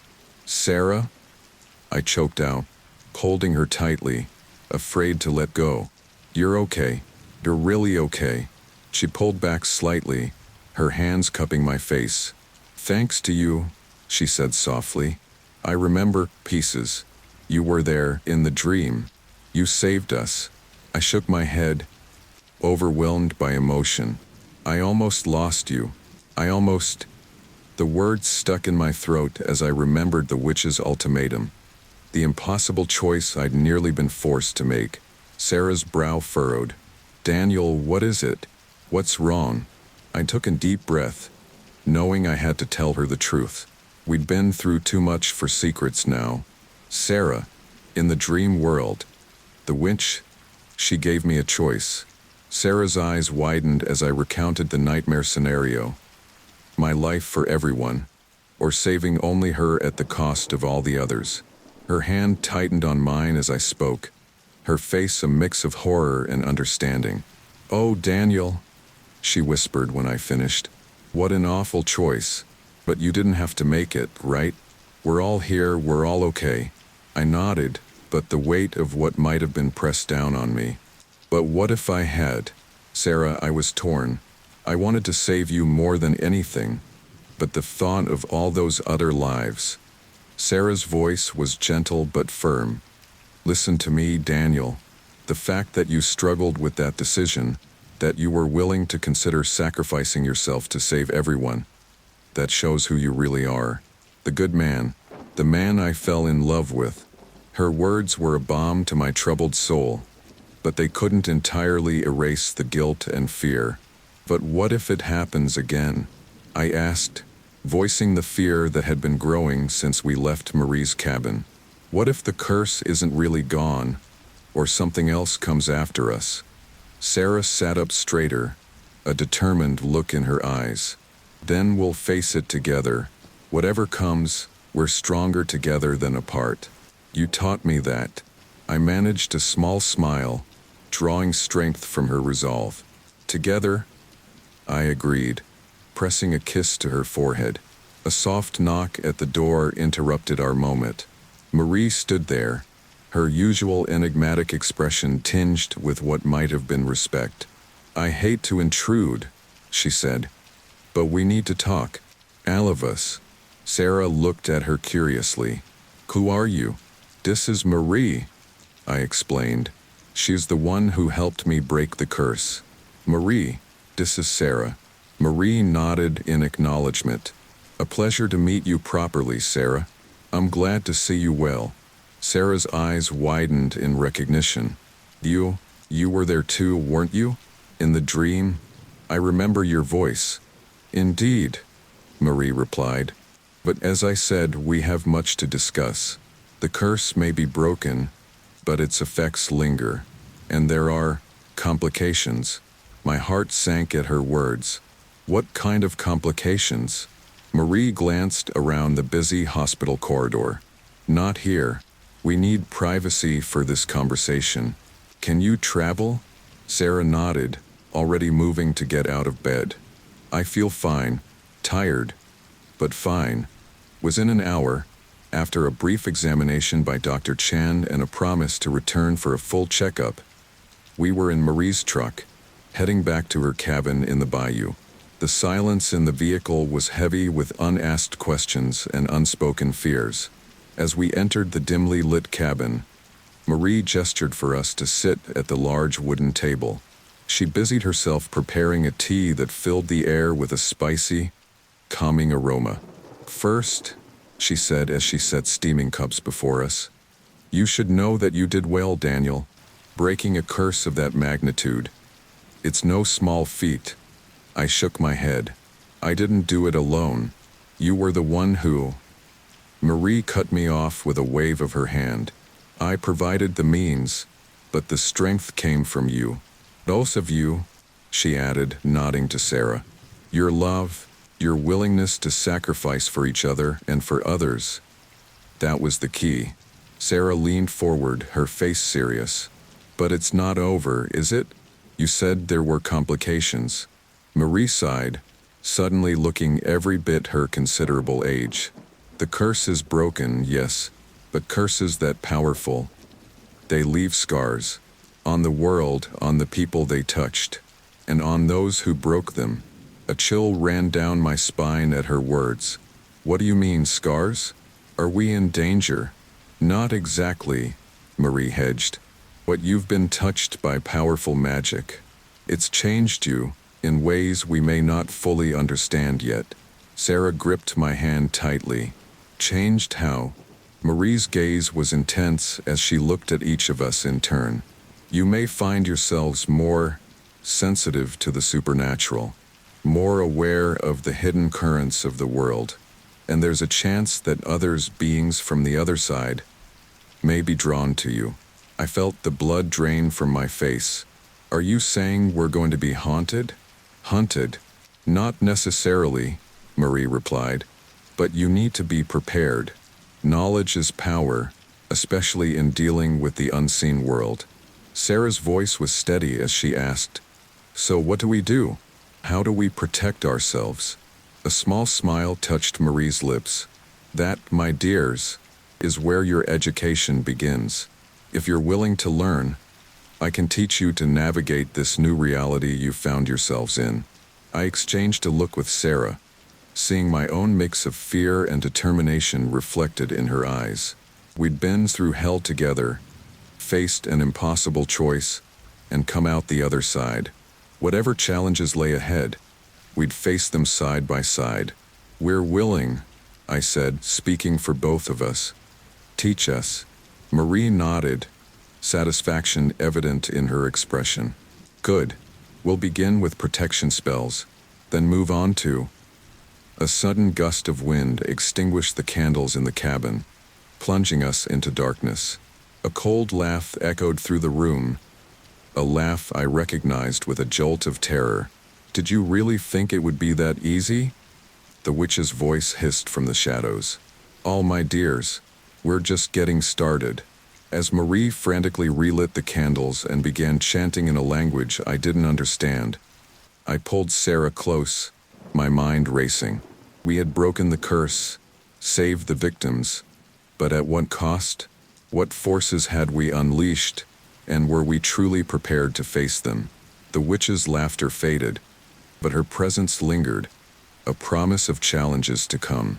As I looked at Sarah's determined face and felt the reassuring strength of Marie beside us, I knew that whatever lay ahead, we would face it together. The impossible choice had been averted once, but I had a feeling we weren't done making difficult decisions. Our journey, it seemed, was far from over, but with knowledge, and a touch of magic on our side, perhaps we stood a chance against the darkness that threatened to engulf us. The witch's laughter faded, leaving behind a chilling silence in Marie's cabin. Sarah's hand gripped mine tightly as Marie finished her chant, the last syllables hanging in the air like smoke. What was that? Sarah whispered, her voice trembling slightly. I thought the curse was broken. Marie's face was grim as she lit more candles, dispelling the last of the shadows. The curse is broken, yes, but its creator, she's not so easily defeated. I ran a hand through my hair, frustration and fear warring within me. So what do we do now? How do we fight something we can't even see? Marie's eyes met mine, her gaze intense. We prepare, we learn, and we stay vigilant. She moved to a large bookcase, pulling out several ancient-looking tomes. Your education begins now. We don't have the luxury of time. For the next several hours, Marie drilled us on protection spells, magical theory, and the basics of energy manipulation. My head spun with information, but I forced myself to focus. Our lives might depend on this knowledge. As dawn broke, casting long shadows through the cabin windows, Marie finally called a halt. Enough for now, she said, her voice hoarse from hours of instruction. You need rest, both of you. And, she hesitated, glancing at the clock. And you should return to the hospital. They'll be looking for you. And there are others who need to know what's happened. The drive back to town was silent, each of us lost in our own thoughts. As we approached the hospital, I could see a crowd gathered outside, families reunited, patients blinking in the morning sunlight as if seeing the world anew. Dr. Chun spotted us as we pulled up, rushing over with a mix of relief and confusion on her face. "Where have you been?" she demanded. "We've been trying to reach you for hours." I exchanged a glance with Sarah, unsure how to explain. How could we possibly make anyone understand what we'd been through, what we'd learned? Sarah stepped in, her voice calm and reassuring. "We're sorry, Dr. Chen. We needed some time to process everything. It's been a lot to take in." Dr. Chen's expression softened slightly. "I can imagine, but we need to run some tests, make sure everything's okay." Then, she hesitated, lowering her voice. "The CDC is here. They want to talk to everyone who was affected, try to understand what happened." My heart raced at the thought of government agents poking around, asking questions we couldn't possibly answer truthfully. "We'll cooperate as much as we can," I said carefully. "But right now, we'd like to see our friends and family. Make sure everyone's okay." Dr. Chen nodded, leading us into the hospital. The atmosphere inside was a strange mix of joy and confusion. Patients who had been comatose for weeks were now awake and alert, reuniting with tearful loved ones. But underneath the celebration, I could sense an undercurrent of fear and uncertainty. No one understood what had happened, and that lack of understanding bred anxiety. As we walked down the corridor, a familiar voice called out, "Daniel, Sarah." We turned to see Tom jogging towards us, his face split in a wide grin. He enveloped us both in a bear hug. "Thank God you're okay," he said, his voice thick with emotion. "I was so worried when I woke up and you weren't here, Sarah." Sarah returned the hug, her eyes glistening with unshed tears. "I'm okay, Tom. We're all okay." Tom pulled back, his expression turning serious. "But what happened? I remember dreams, nightmares, and you were there, Daniel. You saved us somehow, didn't you?" I swallowed hard, unsure how to respond. How much should we reveal? How much would anyone believe? Before I could formulate an answer, a stern voice cut through the corridor. "Mr. and Mrs. Forrester?" We turned to see a man in a crisp suit, flanked by two others in similar attire. He held up a badge. "Agent Simmons, CDC. We need to ask you some questions about the incident." I felt Sarah tense beside me. "Of course," I said, trying to keep my voice steady. "But as we told Dr. Chen, we'd like some time with our friends and family first. It's been a long night." Agent Simmons' eyes narrowed slightly. "I understand, but this is a matter of national security. We need to understand what happened here, prevent it from happening again. If you could just come with us." "I think," Marie's voice rang out, causing us all to jump, "that Mr. and Mrs. Forrester have been through quite enough for now. They'll speak with you when they're ready, and not a moment before." I turned to see Marie striding down the corridor, her presence commanding respect despite her small stature. Agent Simmons opened his mouth to protest, but something in Marie's gaze made him think better of it.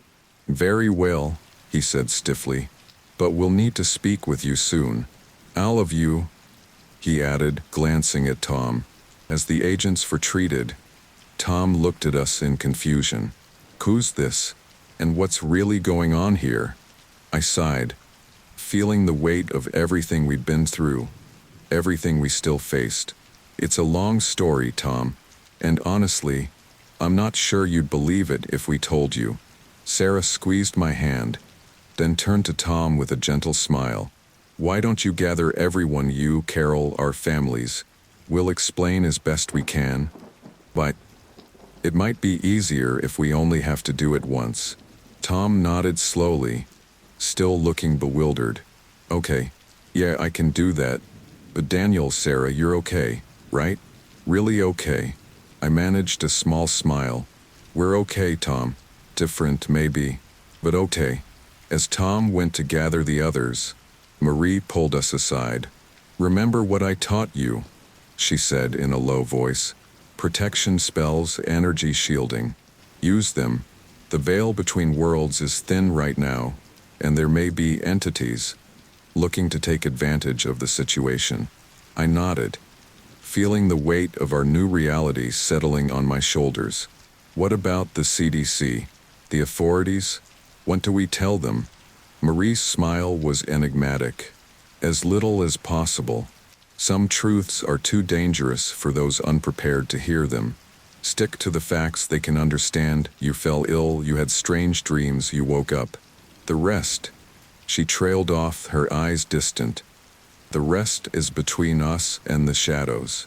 As our friends and family began to gather in a private waiting room, I took a deep breath, steeling myself for the conversation ahead. How could we possibly explain what had happened without sounding insane? How much should we reveal, and how much should we keep hidden to protect those we loved?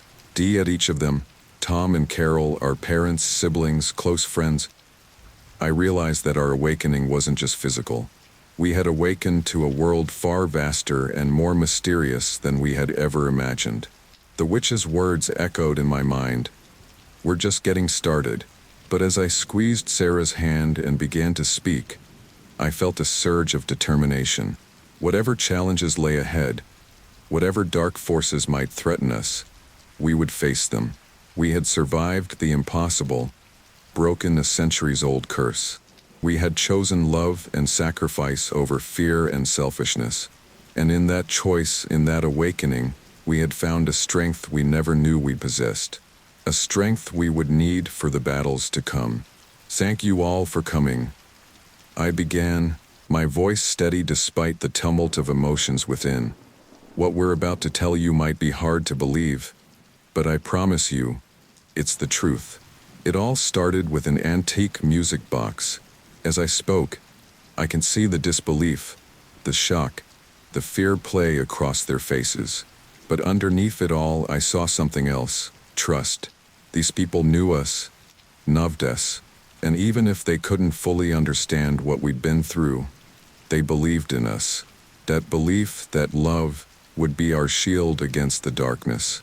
Our awakening had brought knowledge, power, and danger, but it had also shown us the true strength of human connection. And in the end, I knew that would make all the difference. The weeks following our awakening passed in a blur of medical tests, government interviews, and clandestine lessons with Marie. Sarah and I found ourselves walking a tightrope between two worlds, the normal, everyday reality we had always known, and the hidden realm of magic and shadows we had unwittingly stumbled into. It was a crisp autumn morning when we finally returned home, the familiar sight of our little house both comforting and somehow alien after everything we'd been through. The music box lay silent on the mantel, its ornate surface no longer pulsing with malevolent energy, but I couldn't bring myself to touch it. Sarah paused in the doorway, her eyes scanning the room as if seeing it for the first time. It feels strange, doesn't it? She said softly, like we've been gone for years instead of weeks. I nodded, wrapping an arm around her waist. I know what you mean. Everything looks the same. But we're not the same, she finished for me.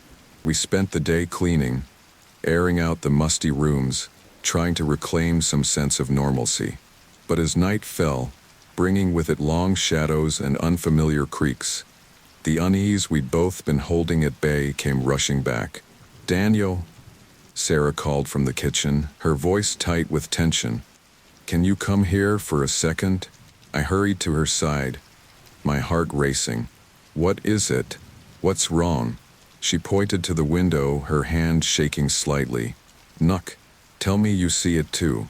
At first, I saw nothing but our darkened backyard. Then, a flicker of movement caught my eye. A shadow, darker than the surrounding night, seemed to detach itself from a tree and glide across the grass.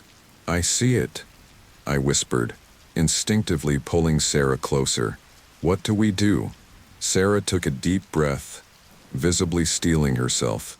What Marie taught us, protection spell. Remember? Together, we began to chant the words Marie had drilled into us, our voices growing stronger as we felt the energy building between us. A soft, Blue-white light emanated from our joined hands, spreading outward to encompass the house. The shadow creature outside hissed, recoiling from the barrier of light. It circled the house once, twice, searching for a way in. Finding none, it let out a screech of frustration and dissolved into the night. We stood in silence for a long moment, the residual energy of the spell tingling on our skin. "Well," Sarah said finally, a hint of her old humor creeping into her voice, "I guess those lessons paid off." I managed a weak chuckle, the adrenaline slowly fading. "Yeah, I guess so. But Sarah, what are we going to do? We can't live like this, constantly on guard against things that go bump in the night." She turned to face me, her expression serious. "We'll figure it out, Daniel. We have to. For now, let's just try to get some sleep." Sleep, however, proved elusive. We lay in bed, both hyper-aware of every sound, every shadow. Just as I was finally drifting off, a sharp knock at the door jolted us both awake. "Who could that be at this hour?" Sarah whispered, fear evident in her voice. I glanced at the clock, 3:17 a.m. The witching hour, a part of my mind supplied unhelpfully. "Stay here," I told Sarah, grabbing the baseball bat we now kept by the bed. "I'll check." Heart pounding, I made my way downstairs. The knocking came again, more insistent this time. Taking a deep breath, I called out, "Who's there?" "Daniel? It's Tom. Please, I need your help." Confused and wary, I opened the door to find our neighbor standing on the porch, his face pale and drawn in the porch light.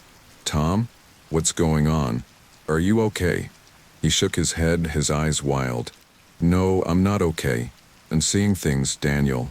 Hearing things. Ever since I woke up from that coma, it's like the world isn't right anymore. Please, you have to help me understand what's happening." I hesitated, torn between the desire to help our friend and the need to protect our secret. Before I could decide, Sarah appeared beside me, wrapping a robe tightly around herself. "Tom," she said gently, "come inside. We'll make some tea and talk." As we sat around the kitchen table, steaming mugs in hand, Tom poured out his story. He spoke of strange dreams that felt more real than reality, of shadows moving when they shouldn't, of whispers in empty rooms. "Am I going crazy?" he asked, his voice cracking. "Carol thinks I am. She's talking about having me committed." Sarah and I exchanged a look, having a silent conversation. Finally, I sighed and turned back to Tom. "You're not crazy, Tom. What you're experiencing, it's real. And you're not alone." Over the next hour, we told him everything, the true nature of the curse, our journey into the dream world, the lingering effects of the magic we'd encountered. Tom listened in stunned silence, his tea growing cold and forgotten. "So all of this," he said when we'd finished, gesturing vaguely, "it's all real? Magic? Curses? Shadow creatures?" I nodded solemnly. "I know it's a lot to take in. Believe me, we're still struggling with it ourselves." Tom ran a hand over his face, looking suddenly older and very tired. "What do we do now? How do we, I don't know, protect ourselves?" Sarah leaned forward, her expression compassionate but firm. "We can teach you, Tom. The basics, at least. Protection spells, how to shield your mind. It won't make the supernatural go away, but it will give you some control." "And Carol?" Tom asked, his voice small. "What do I tell her?" I sighed, remembering our own struggles with this very question. "That's up to you, Tom. Some people, they're not ready to know about this world. It might be kinder to keep her in the dark, at least for now." Tom nodded slowly, absorbing our words. As the first light of dawn began to creep through the windows, he stood to leave. "Thank you," he said, his voice thick with emotion, "for telling me the truth, for not thinking I'm crazy. I don't know what I would have done if Sarah hugged him tightly. "You're not alone in this, Tom. Remember that." After Tom left, Sarah and I sat in weary silence, the events of the night weighing heavily on us. "It's spreading, isn't it?" Sarah said finally. "The awareness, the sensitivity to the supernatural. It's not just us." I nodded grimly. "Looks that way. Marie warned us this might happen. The curse affected everyone it touched, even if they weren't fully trapped by it." Sarah's eyes met mine, determination shining through her exhaustion. "Then we need to be ready, to help them, to teach them. We can't let them go through this alone." As if in response to her words, my phone buzzed with a text from Marie. "Time for your next lesson. Be at the cabin by noon. Bring the music box." I showed Sarah the message, a mix of anticipation and dread churning in my stomach.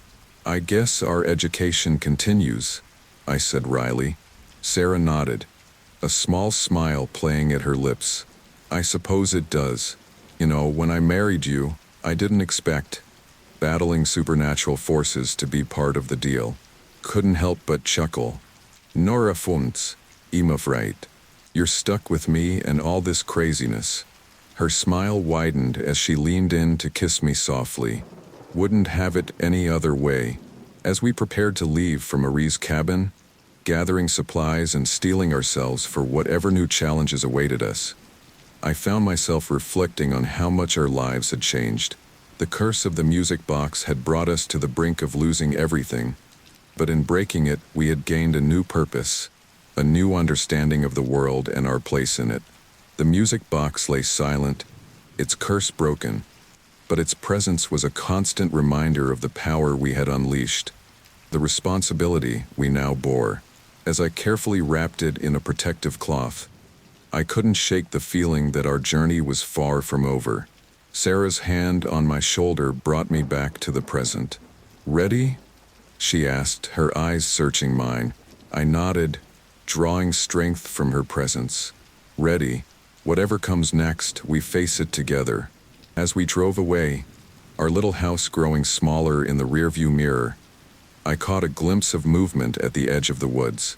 For a moment, I could have sworn I saw the witch's face, her enigmatic smile promising that our story was far from over. But this time, the sight didn't fill me with dread. Instead, I felt a surge of determination. We had faced the impossible and survived. We had chosen love over fear, sacrifice over selfishness. Whatever challenges lay ahead, whatever dark forces might threaten us, we would face them. Because in the end, that's what it means to be truly awake, to see the world in all its beauty and terror, and to choose every day to fight for the light. As we turned onto the winding road that led to Marie's cabin, I squeezed Sarah's hand, feeling the pulse of magic that now flowed between us. Our awakening had brought knowledge, power, and danger, but it had also shown us the true strength of human connection, of love in the face of darkness. And in the end, I knew that would make all the difference. And this was a report. Before we go to the next one, leave your opinion in the comments. We would love to know. Now let's move on to the next one. The fluorescent lights of the university lab buzzed overhead, casting a harsh glow on the stack of papers before me. My hand hovered over the final page, pen poised to sign. I could feel my heart pounding in my chest, a mix of excitement and trepidation coursing through my veins. "Are you sure about this, Mia?" Dr. Evelyn Chen, the lead researcher, asked. Her dark eyes studied me intently from behind thick-rimmed glasses. "Once you sign, there's no going back." I took a deep breath, trying to steady my nerves. "I'm sure, Dr. Chen, this could change everything." My mind raced with the possibilities. Perfect recall, the ability to remember everything I've ever learned, seen, or experienced. As a grad student struggling to keep up with the demanding neuroscience program at Boston University, this seemed like a godsend. "You understand the risks, right?" Dr. Chen pressed. "This is experimental technology. We've had promising results in animal trials, but you'll be among the first human subjects." I nodded, my resolve strengthening. "I've read through all the documentation. I know the risks, but I also know the potential benefits. This could revolutionize the field of memory enhancement." With a final surge of determination, I scrawled my signature across the bottom of the consent form. The scratching of pen on paper seemed to echo in the quiet lab. Dr. Chen's assistant, a lanky grad student named Tom, let out a low whistle. "Brave girl," T murmured, earning a sharp look from Dr. Chown. "Well then," Dr. Chown said, gathering the papers, "let's begin the procedure." As they led me to the preparation area, my eyes darted around the lab. Sleek machines hummed quietly, their purposes a mystery to me. The sterile smell of disinfectant filled my nostrils, reminding me of countless hours spent in similar labs throughout my academic career. "Strip down to your underwear and put this on," Tom instructed, handing me a thin hospital gown. "Dr. Chun will be back in a few minutes to start the 4. As I changed, my mind wandered to how I'd ended up here. The flyer on the student bulletin board had caught my eye weeks ago. Volunteers needed for groundbreaking memory enhancement study. At first, I dismissed it as another crackpot experiment. But curiosity got the better of me, and after attending an information session, I was hooked. The door opened, and Dr. Chun returned, pushing a cart laden with equipment. "Ready, Mia?" she asked, her tone professional but kind. I nodded, settling onto the examination table. The paper crinkled beneath me as I lay back, my heart rate picking up again. "I'm going to explain each step as we go along," Dr. Chun said, preparing in 4-line. "The first step is to introduce a specially designed nanoparticle solution into your bloodstream. These nanoparticles are programmed to target specific areas of your brain associated with memory formation and retention." I winced slightly as the needle slid into my arm. "Will it hurt?" I asked, noting how small my voice sounded. Dr. Chun shook her head. "You shouldn't feel any pain.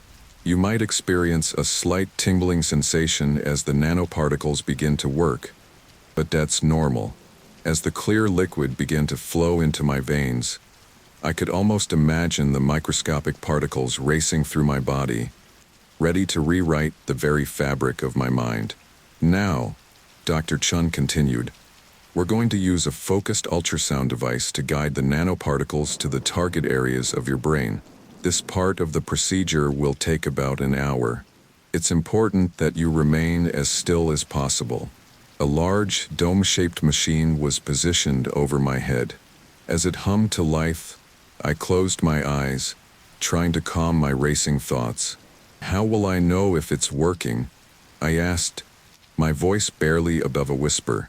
"The effects won't be immediate," Dr. Chun explained. "Over the next few days, you should notice an improvement in your ability to recall information. We'll be conducting a series of tests to measure the enhancement." The next hour passed in a blur of beeping machines and hushed conversations between Dr. Chun and her team. True to her word, I felt no pain, just an odd tingling sensation that seemed to dance across my scalp. Finally, the machine was pulled away, and Dr. Chen's face appeared above me, a smile playing at the corners of her mouth. "You did great, Mia. The procedure is complete." As I sat up, the room spun slightly. Tom steadied me with a hand on my shoulder. "Easy there," he said. "Take it slow." "How do you feel?" Dr. Chun asked, shining a penlight into my eyes. I blinked, taking stock of my body. "A little dizzy," I admitted, "but otherwise I feel normal." "Should I feel different?" Dr. Chun chuckled. "Not yet. Give it time. Now I want you to go home and rest. No studying, no excessive mental stimulation. Just relax and let your brain adjust. Come back tomorrow morning, and we'll run some initial tests." As I changed back into my clothes, a mix of emotions swirled within me. Excitement, anxiety, hope, and a touch of fear. What if it didn't work? What if it worked too well? I stepped out of the lab into the cold Boston evening. The city bustled around me, oblivious to the potential breakthrough that had just taken place. As I walked to the T station, I couldn't help but feel like a different person. Unchanged on the outside, but fundamentally altered within. Back in my small studio apartment, I tried to follow Dr. Chen's instructions to relax, but my mind was racing, imagining the possibilities that lay ahead. I picked up a book from my nightstand, a dense neurobiology text I'd been struggling with. Just a peek, I muttered to myself, flipping it open to a random page. My eyes skimmed over a complex diagram of neural pathways. To my amazement, the information seemed to flow into my mind with unprecedented clarity. I snapped the book shut, my heart pounding. Was it already working, or was this just the power of suggestion? Sleep eluded me that night. I tossed and turned, my dreams a kaleidoscope of memories and imagined futures. When my alarm blared at 7 a.m., I was already wide awake. I practically ran to the lab, arriving well before my scheduled appointment. Dr. Chun was already there, looking as if she hadn't slept either. "Mia," she greeted me, her eyes bright with anticipation. "How are you feeling?" I think it's working," I said breathlessly. Last night, I looked at one of my textbooks, and it was like the information just flowed into my brain. Dr. Chen's eyebrows shot up. "Already? That's faster than we anticipated. Let's run some tests." The next few hours were a whirlwind of cognitive assessments, memory games, and brain scans. With each test, my performance exceeded not only my previous baselines but the researchers' most optimistic projections. "This is remarkable," Dr. Chen murmured, poring over the results. "Your recallability has improved by over 200% in just 12 hours, and there's no sign of cognitive strain or adverse effects." Elation washed over me. It worked, better than anyone had dared to hope. "What's next?" I asked eagerly. Dr. Chun looked up from her charts, a cautious smile on her face. "We continue to monitor you closely. I want you to keep a detailed journal of any changes you notice. And Mia," she added, her tone turning serious, "remember that you're venturing into uncharted territory. Be careful." As I left the lab that day, the world seemed brighter, sharper. Every sight, sound, and smell etched itself into my memory with perfect clarity. I felt invincible, ready to take on any academic challenge. Little did I know that this gift would soon become my curse, that the inability to forget would prove to be a burden heavier than I could have ever imagined.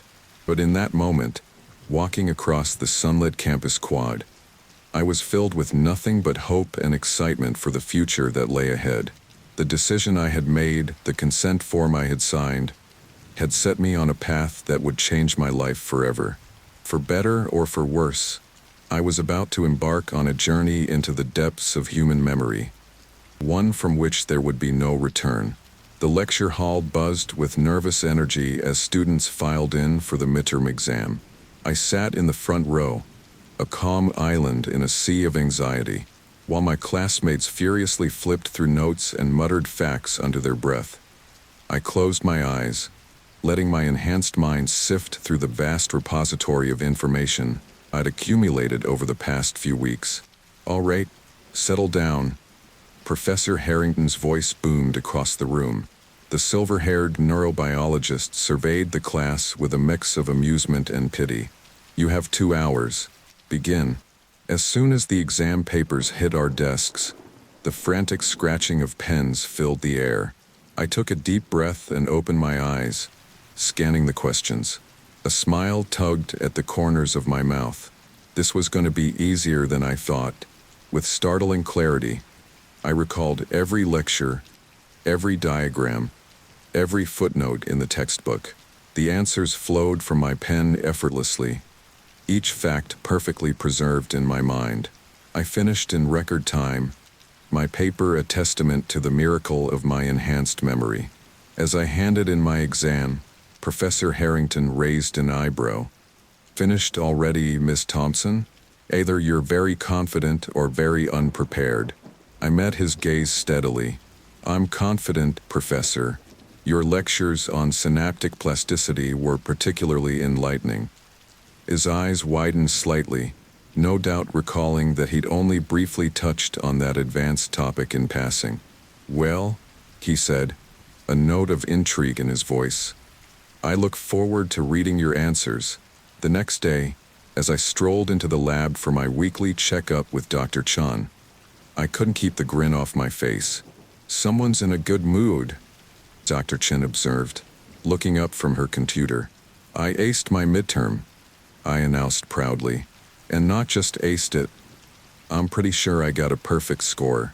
I remembered everything, Dr. Chun. Every single thing. She smiled, but I noticed a flicker of something. Concern? In her eyes. That's wonderful, Mia. But remember, we're still in the early stages of the study. We need to monitor you closely for any side effects. I waved off her concern. I feel great. Better than great, actually. It's like I've unlocked a superpower. Dr. Chen's lips thinned. That's not quite how I'd put it. This isn't a comic book, Mia. It's serious neuroscience with potential risks we don't fully understand yet. But I was barely listening, too caught up in my own excitement. Do you realize what this could mean? Not just for me, but for everyone. Imagine a world where forgetting is a thing of the past, where every student can recall their lessons perfectly, where no one ever loses their keys or forgets an anniversary. Mia, Dr. Chun interrupted, her tone sharp enough to cut through my enthusiasm. I need you to understand something. Memory, normal human memory, is selective for a reason. Our brains aren't designed to remember everything. There's a natural process of filtering and forgetting that's crucial for our mental health. I frowned, not liking where this was going. But isn't that what we're trying to change? To improve upon nature? Dr. Chun sighed, removing her glasses to rub the bridge of her nose. We're trying to enhance memory, yes, but there's a balance to be struck. Promise me you'll report any unusual experiences, no matter how small they seem. Of course, I agreed, though in my heart, I couldn't imagine anything negative coming from this gift I'd been given. As the weeks passed, my academic performance soared to new heights. Late-night study sessions became a thing of the past as I effortlessly absorbed information from a single reading. My thesis research progressed at an unprecedented pace, drawing attention from professors and peers alike. One evening, as I pored over data in the graduate student lounge, my friend Sarah plopped down beside me, her face a mix of awe and envy. Okay, spill, she demanded. What's your secret? You're leaving the rest of us in the dust. I hesitated, remembering Dr. Chen's warnings about keeping the study confidential. Just found a new study method that works for me, I said evasively. Sarah narrowed her eyes. Boy, give chunst, Mia. It's like you've become some kind of genius overnight. I laughed, trying to play it off. Come on. I've always been smart. Not like this, Sarah insisted. I've known you since undergrad. You were always good. But now you're on another level entirely. It's almost scary. Her words sent a small shiver down my spine, but I pushed the feeling aside. You're exaggerating. I've just been working really hard. Sarah didn't look convinced, but she dropped the subject. As she walked away, I couldn't help but feel a twinge of guilt. I was leaving my friends behind, widening the gap between us with every perfect test score and breakthrough in my research. But the thrill of success was too intoxicating to resist. When Professor Harrington approached me about presenting my preliminary findings at an upcoming neuroscience conference, I jumped at the chance. The day of the conference arrived, and I stood at the podium, facing a sea of curious faces. My heart raced, but not from nerves, from excitement.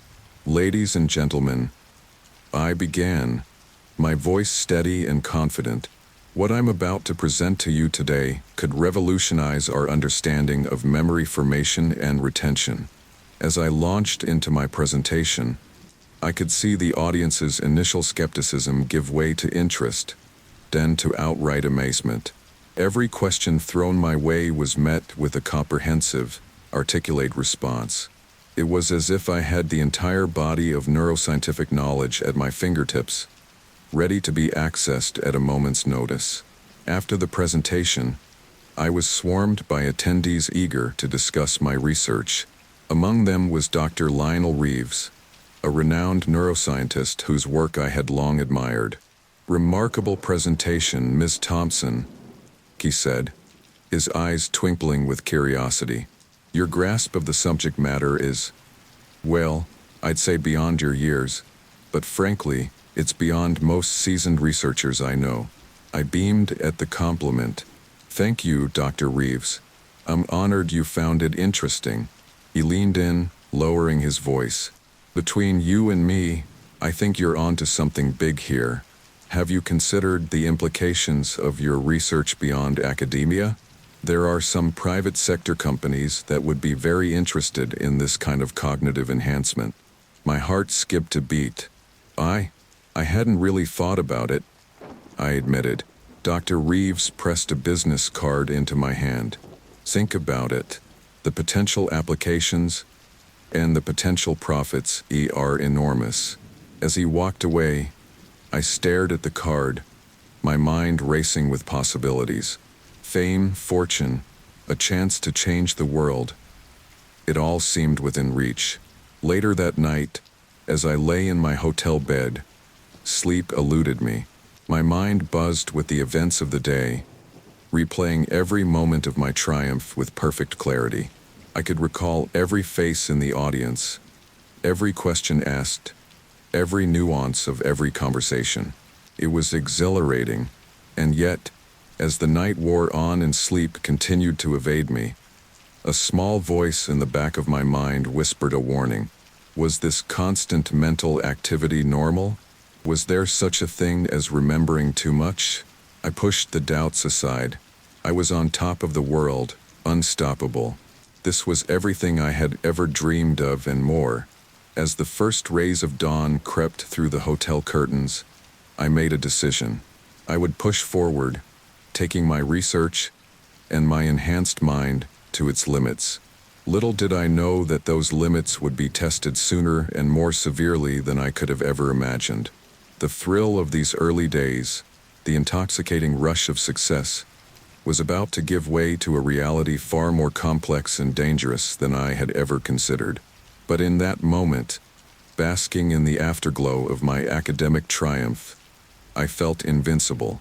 The world was at my feet, and my perfect memory was the key to unlocking every door. The future stretched out before me, bright and full of promise.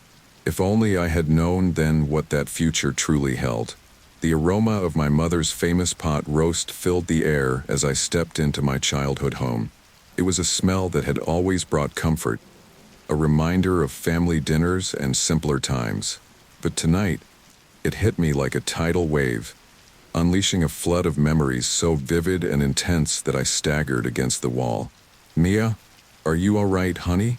My mother's voice came from the kitchen, laced with concern. I blinked rapidly, trying to ground myself in the present. "I'm fine. Nom.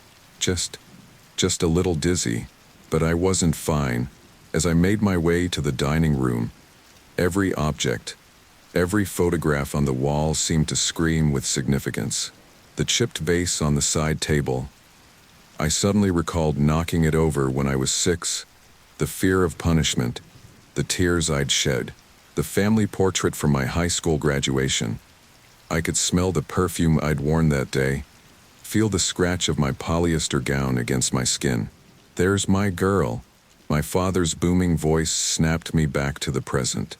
He enveloped me in a bear hug, and gazed at the ceiling, trying to sort through the jumble of memories and emotions.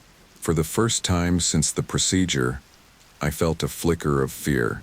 Was this enhanced memory a gift, or was it becoming a curse?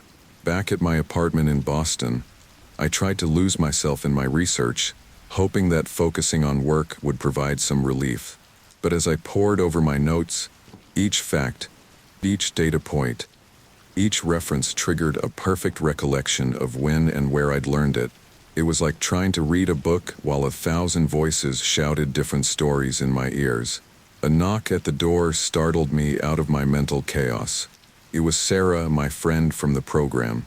"Hey, stranger," she said as I let her in. "Thought I'd check in on you. You've been pretty scarce lately." I managed a weak smile. "Just busy with the research, you know how it is." Sarah's eyes narrowed as she studied my face. "Mia, what's going on with you? And don't give me that just busy crap. You look like you haven't slept in days." For a moment, I was tempted to tell her everything about the study, the procedure, the overwhelming flood of memories. But Dr. Chen's warnings about confidentiality held me back. "I've just been remembering a lot of things lately," I said carefully. "It's been a bit overwhelming." Sarah sat down on my couch, patting the spot next to her. "Talk to me. What kind of things?" I sank down beside her, suddenly exhausted. "Everything, Sarah. I remember everything. Every moment, every conversation, every feeling. Psych. Like there's no filter anymore. No way to prioritize what's important and what's not." "That doesn't sound like just a good memory, Mia," Sarah said softly. "That sounds intense. Maybe you should talk to someone about this." I shook my head vehemently. No, I can handle it. It's fine. It's probably just stress or something."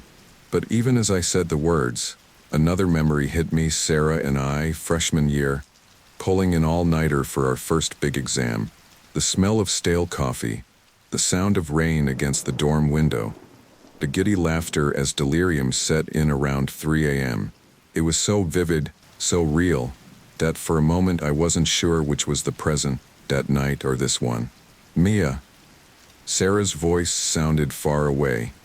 "Mia, you're scaring me. Where did you just go?" I blinked, focusing on her worried face. "I am sorry. Just." I remembered something from years ago, but it felt like it was happening right now. Sarah reached out, squeezing my hand. "Okay, that's it. I don't know what's going on with you, but this isn't normal. You need help, Mia." "No." I pulled away, suddenly angry. "I don't need help. I'm fine. This is a good thing. Do you know how much this has helped my research? How much I've accomplished? At what cost?" Sarah shot back. "Look at yourself, Mia. You're a mess. This isn't healthy."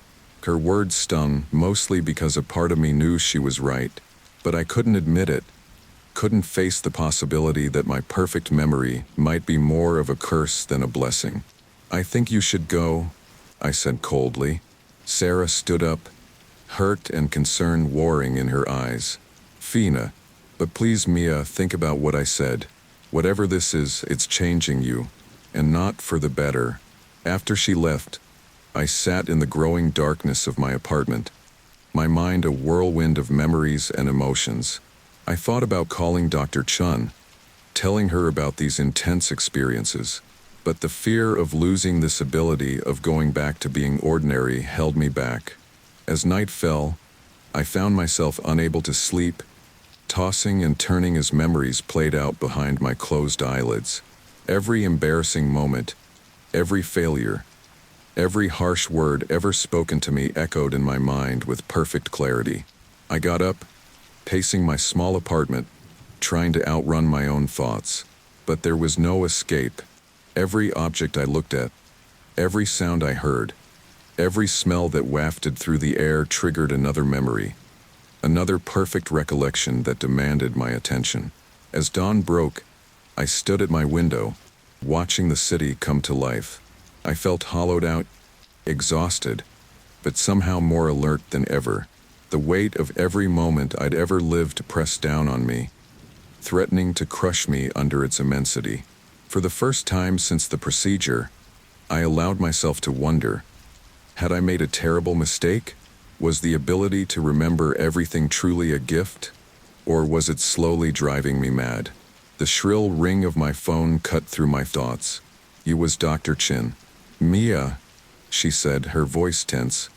"We need to talk. There have been developments with some of the other study participants. I need you to come to the lab immediately." As I hung up, a chill ran down my spine.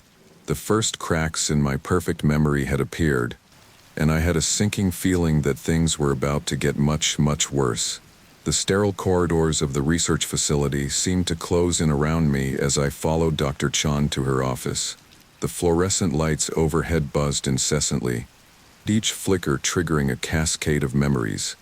Every visit, every test, every moment spent in this building perfectly preserved in my mind.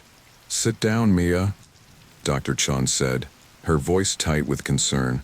She perched on the edge of her desk, her usual composure noticeably strained. I sank into the chair, my heart pounding. "What's going on, Dr. Chun? You said there were developments with other participants." She nodded gravely. "3 of our subjects have experienced severe psychological distress. 2 have been hospitalized." The words hit me like a physical blow. Hospitalized? What happened to them? Dr. Chin's eyes met mine, and I saw fear there, a sight that chilled me to my core. They reported being overwhelmed by memories, unable to focus on the present, experiencing vivid flashbacks that felt more real than their current surroundings. Does any of this sound familiar, Mia? I opened my mouth to deny it, to insist I was fine, but the lie died on my lips. Instead, what came out was a choked sob. "I can't make it stop," I whispered. "Every moment, every memory, it's all there all the time. The chant, I can't filter anything out anymore." Dr. Chen's face softened with sympathy. She reached out, placing a hand on my shoulder. "Why didn't you tell me sooner, Mia? We could have intervened earlier." "I thought I could handle it," I said, wiping away tears. "I thought it was a good thing being able to remember everything. But now I'm not so sure." Dr. Chun sighed heavily. "The human brain isn't designed to retain every piece of information it encounters. There's a natural process of filtering and forgetting that's crucial for our mental health. What we've done, we've disrupted that process." A cold dread settled in my stomach. "Can you reverse it?" The silence that followed was answer enough. "We're working on it," Dr. Chun finally said. "But for now, we need to focus on managing your symptoms. I'm prescribing you some medication that should help calm your mind, make the memories less intrusive." I nodded numbly, taking the prescription she offered. As I stood to leave, a thought struck me. "Dr. Chun, what about my research? My studies?" Her expression was grave. "I think it's best if you take a break, Mia. Your health has to come first." The world seemed to tilt on its axis. My research, my academic success, it had become my entire identity. The thought of giving it up, even temporarily, sent a wave of panic through me. I stumbled out of the facility, the bright sunlight assaulting my eyes. Each step on the sidewalk triggered a memory. Every time I'd walked this path, every conversation I'd had, every thought that had crossed my mind. It was maddening. At home, I stared at the little orange pill bottle, weighing my options. Part of me rebelled against the idea of dulling my mind, of potentially losing the edge that had propelled me to academic stardom. But another part, a growing part, longed for peace, for a moment's respite from the constant barrage of memories. With shaking hands, I swallowed the first pill. The next few days passed in a haze. The medication dulled the sharpness of the memories, but it also left me feeling sluggish, disconnected. I drifted through my apartment like a ghost, unable to focus on anything for long. On the third day, my phone rang. It was my girlfriend, Emma. "Mia?" Where have you been? I've been trying to reach you for days." Her voice was a mix of concern and frustration. "I'm sorry," he mumbled. I haven't been feeling well. Do you need me to come over? I can bring soup or dash." "No." I cut her off more sharply than I intended. The thought of seeing her, of adding more memories to my already overloaded mind, filled me with panic. I just need some time alone, to rest." There was a long pause on the other end of the line. "Mia, what's really going on? You've been different lately, distant. I feel like I'm losing you." Her words triggered a flood of memories. Our first date, our first kiss, every moment of joy and every argument we'd ever had. It was overwhelming, suffocating. I could feel my breath coming in short gasps. I can't do this right now, Emma. I'm sorry. I have to go." I hung up before she could respond, my hands shaking so badly I could barely hold the phone. Days blurred into weeks. I stopped attending classes, stopped responding to calls and messages. My apartment became my fortress, my prison. I tried to lose myself in mindless TV shows, hoping to drown out the cacophony of memories in my head. But even that backfired. Each scene, each line of dialogue, each commercial jingle became another perfect memory, another piece of information my brain refused to let go. One afternoon, a knock at my door startled me out of my stupor. I ignored it at first, but the knocking persisted, growing more insistent. Mia, I know you're in there. Please, open the door." You was Emma. I froze, torn between the desire to see her and the fear of what that might trigger in my mind. "Mia, please, I'm worried about you. We're all worried about you." Slowly, reluctantly, I made my way to the door. When I opened it, the look of shock on Emma's face told me just how far I'd fallen. "Oh, Mia," she breathed, taking in my disheveled appearance, the dark circles under my eyes. "What's happened to you?" I stood aside wordlessly, letting her in. Emma looked around the apartment, taking in the unwashed dishes, the piles of laundry, the general air of neglect. "Talk to me," she said softly, guiding me to the couch. "Whatever this is, we can face it together." I wanted to tell her everything, about the study, the enhanced memory, the overwhelming flood of recollections that threatened to drown me. But as I opened my mouth, all that came out was a choked sob. Emma pulled me into her arms, and for a moment, I allowed myself to be held. But then the memories came crashing in, every time she'd held me like this, every whispered word of comfort, every shared moment of intimacy. It was too much. I pulled away abruptly, my whole body trembling.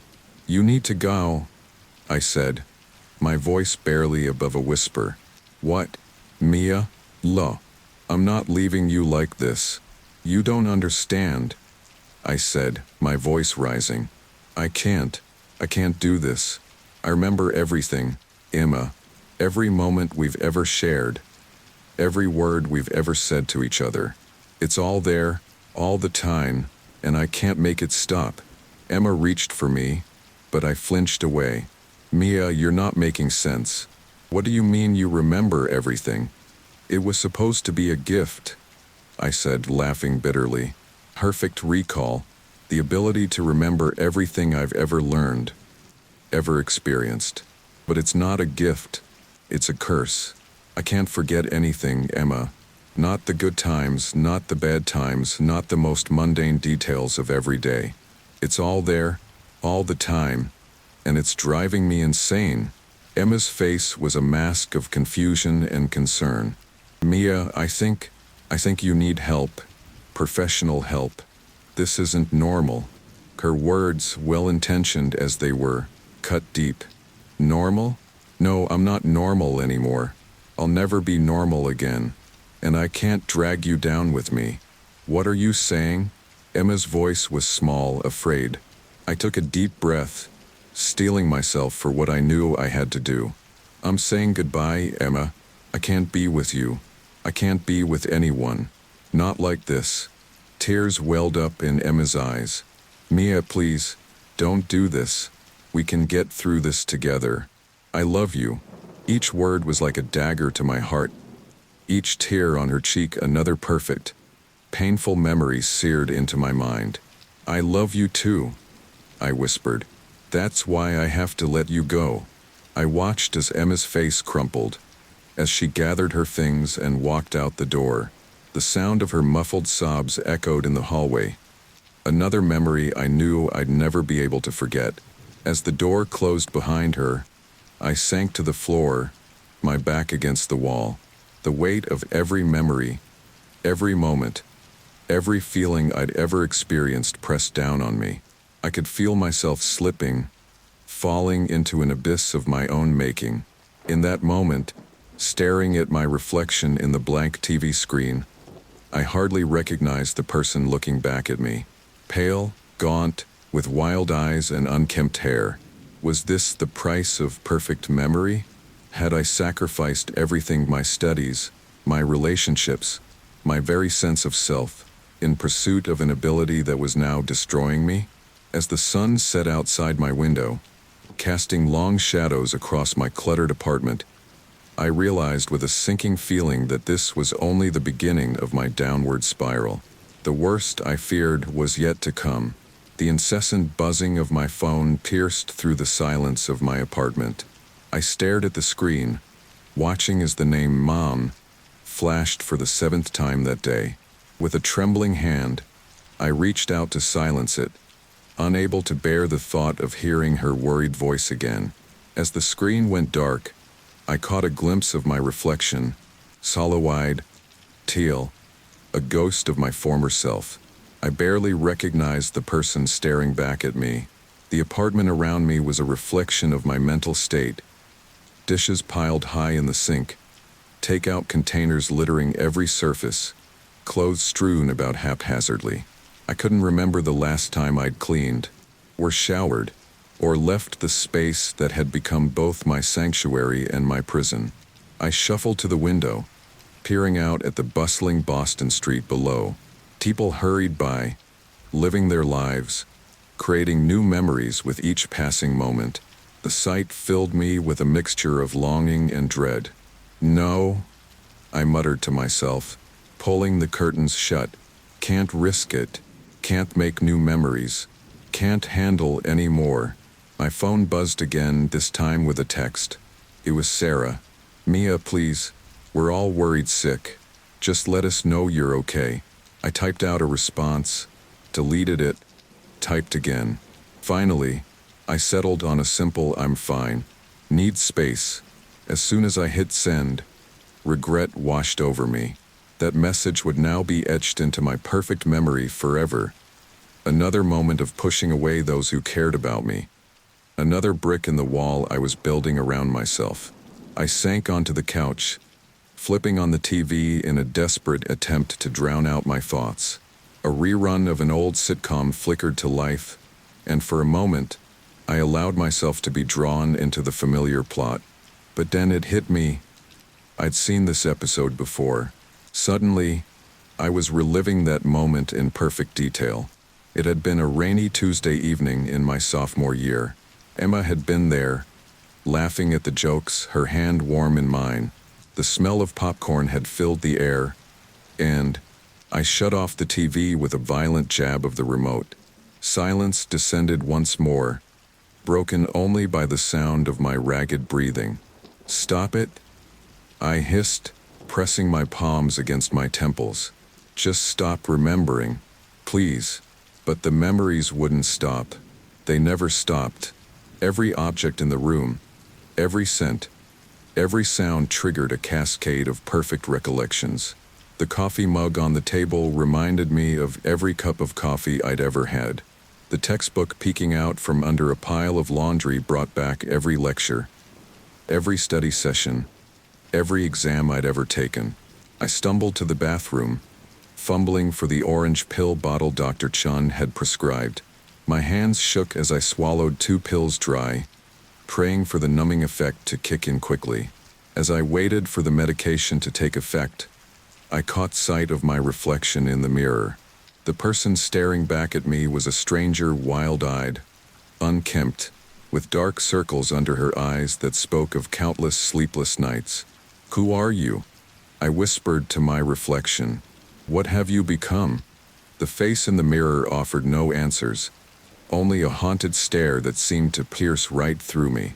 A sharp knock at the door startled me out of my reverie. For a moment I considered ignoring it, as I had done so many times before. But something, desperation, perhaps, or a flicker of my old self, compelled me towards the sound. I opened the door a crack, peering out cautiously. It was my neighbor, Mrs. Goldstein, an elderly woman who had always been kind to me. "Mia, dear," she said, her voice laced with concern. "I haven't seen you in weeks. Are you all right?" I forced a smile, though it felt more like a grimace. "I'm fine, Mrs. Goldstein. Just busy with research." She didn't look convinced. "You don't look well, dear. Have you been eating? I could bring you some of my chicken soup dash." "No." I cut her off more sharply than I intended. The thought of tasting her soup, of adding another vivid sensory memory to my overloaded mind, filled me with panic. "I mean, no thank you. I'm on a special diet for my research, but I appreciate the offer." Mrs. Goldstein's brow furrowed with worry. "If you're sure, dear. Please, don't hesitate to ask if you need anything. We neighbors need to look out for each other." I nodded quickly, already closing the door. "Thank you, Mrs. Goldstein. I'll keep that in mind." As the door clicked shut, I leaned against it, my heart racing. Even that brief interaction had been almost more than I could bear.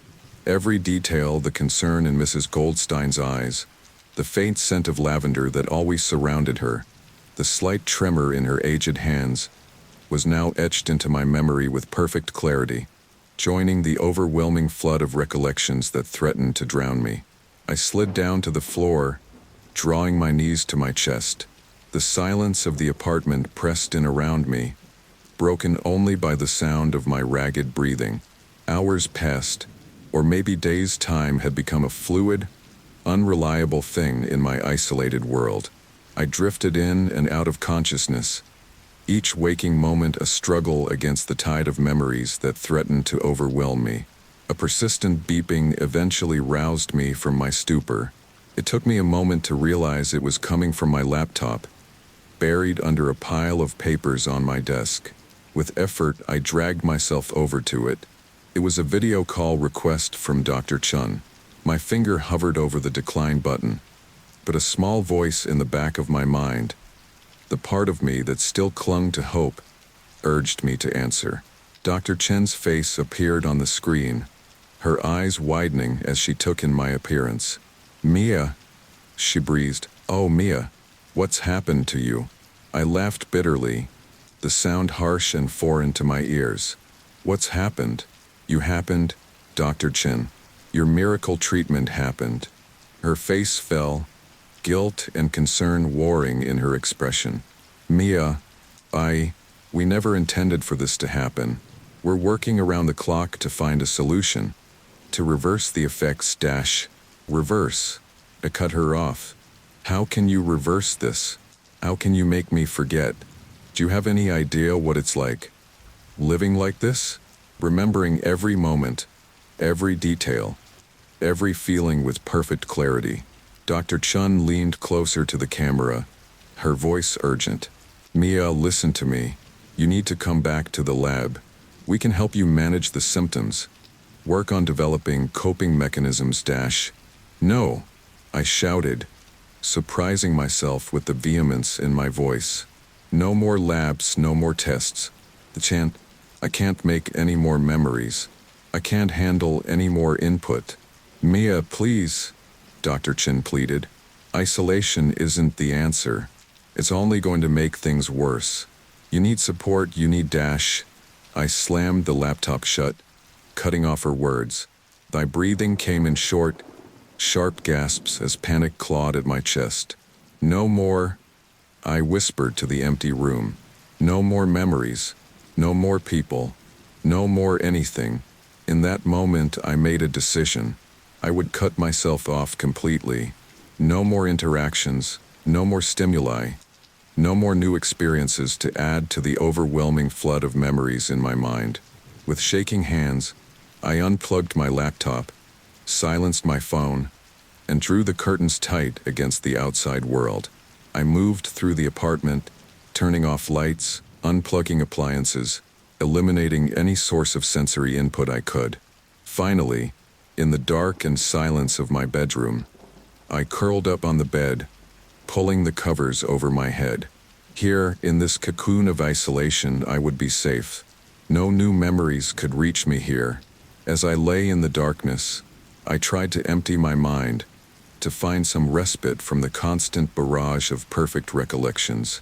But even in the absence of external stimuli, my enhanced memory continued its relentless assault. I remembered every moment of my life with crystal clarity. Every joy, every sorrow, every mundane detail. I remembered the excitement of starting college, the pride of my first academic achievement, the thrill of falling in love. But I also remembered every failure, every harsh word, every moment of pain and embarrassment. Tears leaped from my closed eyes as I realized the true horror of my situation. In my desperate attempt to escape new memories, I had trapped myself with the old ones. There was no escape, no respite, no moment of peace.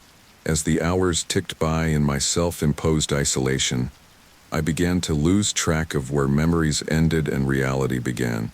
Was I still lying in my dark bedroom? Or was I reliving every moment I'd ever spent in bed? Was the sound of my breathing real?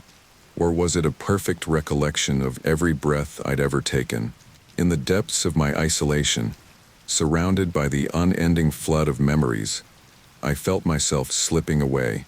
The Mia I had been, ambitious, bright-eyed, full of hope for the future, seemed like a stranger, a character in one of the many perfect recollections that now made up my existence.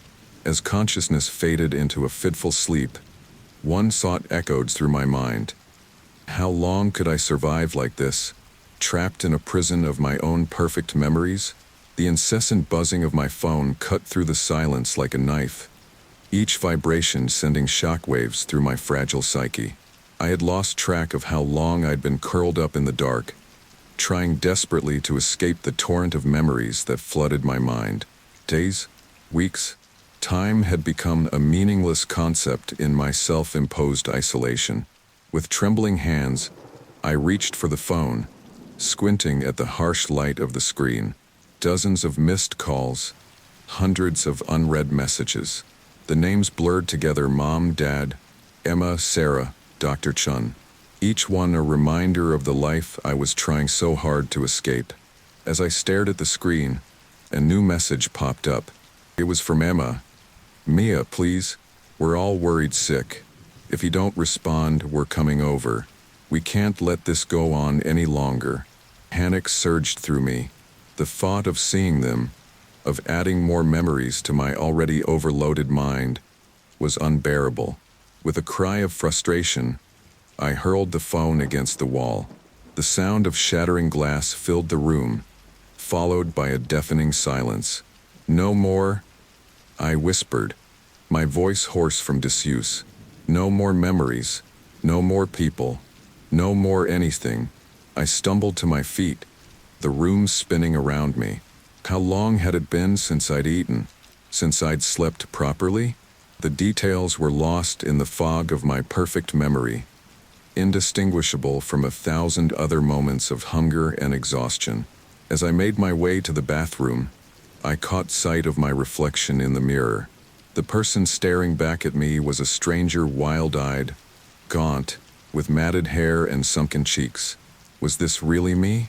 Or was it just another memory, another version of myself preserved in perfect detail? Who are you? I asked the reflection, my voice cracking. What have you become? The face in the mirror offered no answers, only a haunted stare that seemed to pierce right through me. In that moment, something inside me snapped. Stop it. I screamed, my fist connecting with the mirror. The glass shattered, shards raining down into the sink and embedding themselves in my knuckles. The pain was sharp, immediate, and for a blessed moment, it drowned out the constant flood of memories. I stared at my bleeding hand, transfixed. The pain was real, present. It anchored me to the now in a way nothing else had for weeks. Without thinking, I grabbed a large shard of glass, holding it up to the light. "Nady," I whispered, a manic gleam in my eye. "Maybe if I hurt enough, the pain will make the memories stop." I pressed the glass against my forearm, watching as a thin line of red welled up. The pain was exquisite, focusing my mind like nothing else had. For a moment, just a moment, the torrent of memories receded. But then, as quickly as it had come, the relief vanished. My perfect memory kicked in, and suddenly I was reliving every cut, every scrape, every injury I'd ever experienced. The pain multiplied, echoing through my mind in an endless feedback loop. I dropped the glass shard, stumbling backwards until I hit the wall, sliding down to the cold tile floor. Sobs racked my body as the full weight of my situation crashed down on me. There was no escape, not even in pain. My enhanced memory had turned everything, even potential relief, into another form of torture. As I sat there, blood dripping from my hand and arm, a new sound cut through my despair. Knocking.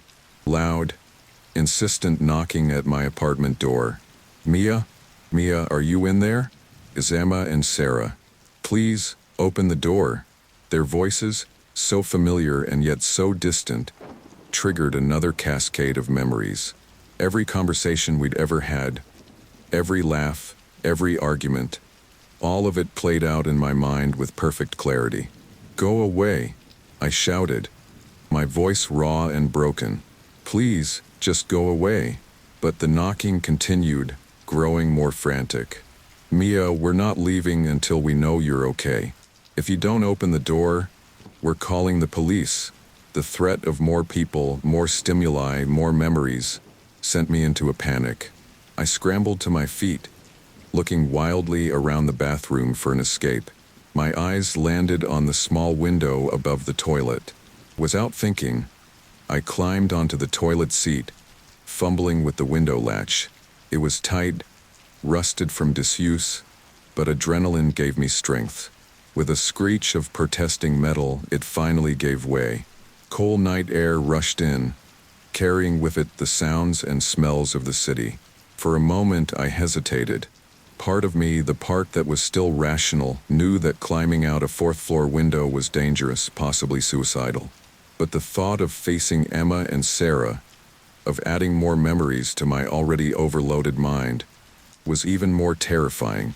I was halfway out the window when I heard the sound of splintering wood. They had broken down the door. "Mia." Emma's voice closer now. "Oh my God. Sarah. There's blood in the sink." Their footsteps approached the bathroom. In a panic, I pushed myself the rest of the way out the window, my feet scrabbling for purchase on the narrow ledge outside. "Mia." Sarah's scream pierced the night as she burst into the bathroom, seeing me perched precariously on the ledge. "What are you doing? Come back inside." I pressed myself against the building's facade, my heart pounding. The cold brick against my back grounded me, providing a momentary respite from the flood of memories. "I can't," I called back, my voice breaking. "I can't make any more memories. I can't handle any more input. Trees, just let me go." Emma appeared at the window, her face a mask of terror and concern. "Mia, please, whatever you're going through, we can face it together. Just come back inside. We'll figure this out." Her words, well-intentioned as they were, triggered another onslaught of memories. Every promise we'd ever made to each other, every time we'd faced challenges together, it all came rushing back with painful clarity. "You don't understand," I said, inching further along the ledge. "I remember everything, Emma. Every moment, every word, every feeling. It's too much. I can't live like this anymore. Mia, stop, Sarah shouted, reaching out the window towards me. This isn't the answer. Please just take my hand. We'll get you help. I looked at her outstretched hand, then down at the street far below. For a moment I was tempted. The idea of falling, of finally escaping the prison of my perfect memory, was almost irresistible. But as I teetered on the edge, a new memory surfaced. It was from the day I'd signed up for Dr. Chen's study. I remembered my excitement, my hope for the future. I remembered thinking that this could change everything, that it could make me better, smarter, more capable. I just wanted to be better, I whispered, tears streaming down my face. I never wanted this. I know, Mia, Emma said softly, her own eyes glistening with tears. I know you didn't, but this isn't the end. We can get through this together. Please, just come back inside. For a long moment, I stood there on the ledge, balanced between the abyss below and the overwhelming flood of memories within. Then, slowly, hesitantly, I reached out and took Sarah's hand. As they pulled me back through the window, I collapsed into their arms, sobs racking my body. The physical contact triggered a new wave of memories. Every hug, every touch, every moment of comfort we'd ever shared. But for once, I didn't fight it. I let the memories come, anchoring myself in the present through the warmth of their embrace. It's okay, Emma murmured, stroking my hair. We've got you. You're not alone in this. As we sat there on the bathroom floor, surrounded by broken glass and dried blood, I felt something I hadn't experienced in weeks. Tolt. It was small, fragile, but it was there. I need help, I whispered, the words feeling foreign on my tongue. I can't do this on my own anymore. Sarah squeezed my hand. That's the first step, Mia. Admitting you need help. We'll be with you every step of the way. As the adrenaline faded, exhaustion washed over me. The weight of every memory, every moment I'd been trying to escape, pressed down on me. But for the first time in what felt like an eternity, I didn't face it alone. What now? I asked, my voice small and uncertain. Emma helped me to my feet, careful of the glass on the floor. Now we get you cleaned up. Then we call Dr. Chun. We'll figure out the next steps together. As they led me out of the bathroom, I caught sight of my reflection in a shard of the broken mirror. The person looking back at me was still a far cry from the Mia I used to be, but there was something different in her eyes now. A spark of life, a glimmer of hope. The road ahead would be long and difficult. My perfect memory was still there, still overwhelming. But as I leaned on Emma and Sarah, letting them guide me back into the world, I realized something. Maybe, just maybe, with help and support, I could learn to live with this gift-turn-curse. Maybe I could find a way to navigate the flood of memories without drowning in them. For the first time in weeks, I allowed myself to think about the future, not with dread, but with cautious optimism. The breaking point had come and gone, and I had survived. Now it was time to start picking up the pieces. The sterile white walls of the psychiatric ward closed in around me as I shuffled down the corridor, my steps hesitant and unsteady. The smell of disinfectant burned my nostrils, triggering a cascade of memories from every hospital I'd ever visited. I could recall with perfect clarity the texture of every exam table, the beeping of every monitor, the taste of every bland hospital meal I'd ever eaten. This way, Mia, Dr. Chown said gently, guiding me with a hand on my elbow. Her touch, meant to be comforting, sent another wave of memories crashing through my mind. Every moment she touched me during the experiments, every time she'd drawn blood or attached electrodes to my scalp, I flinched away from her, my breath coming in short, sharp gasps. I can't do this, I whispered, my voice trembling. There are too many memories here already. Dr. Chen's face softened with sympathy. I know it's overwhelming, Mia, but this is the best place for you right now. We have specialists here who can help you manage your symptoms. As we approached the nurse's station, a young woman in scrubs looked up, her smile bright and professional. You must be Mia, she said, standing to greet us. I'm Nurse Olivia. We've been expecting you. I nodded mutely, unable to form words. The nurse's cheerful demeanor was at odds with the turmoil in my mind, and I found myself resenting her easy smile. Let's get you settled in your room, Nurse Olivia continued, seemingly unfazed by my lack of response. She led us down another corridor, her shoes squeaking slightly on the polished floor. The sound echoed in my head, multiplying into a cacophony of every squeaky shoe I'd ever heard.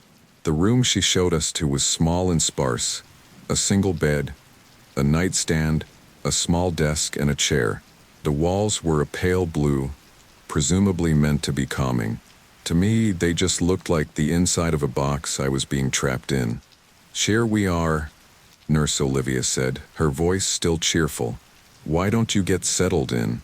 Dinner will be served in about an hour, and then you'll meet with Dr. Rosenberg for your initial evaluation.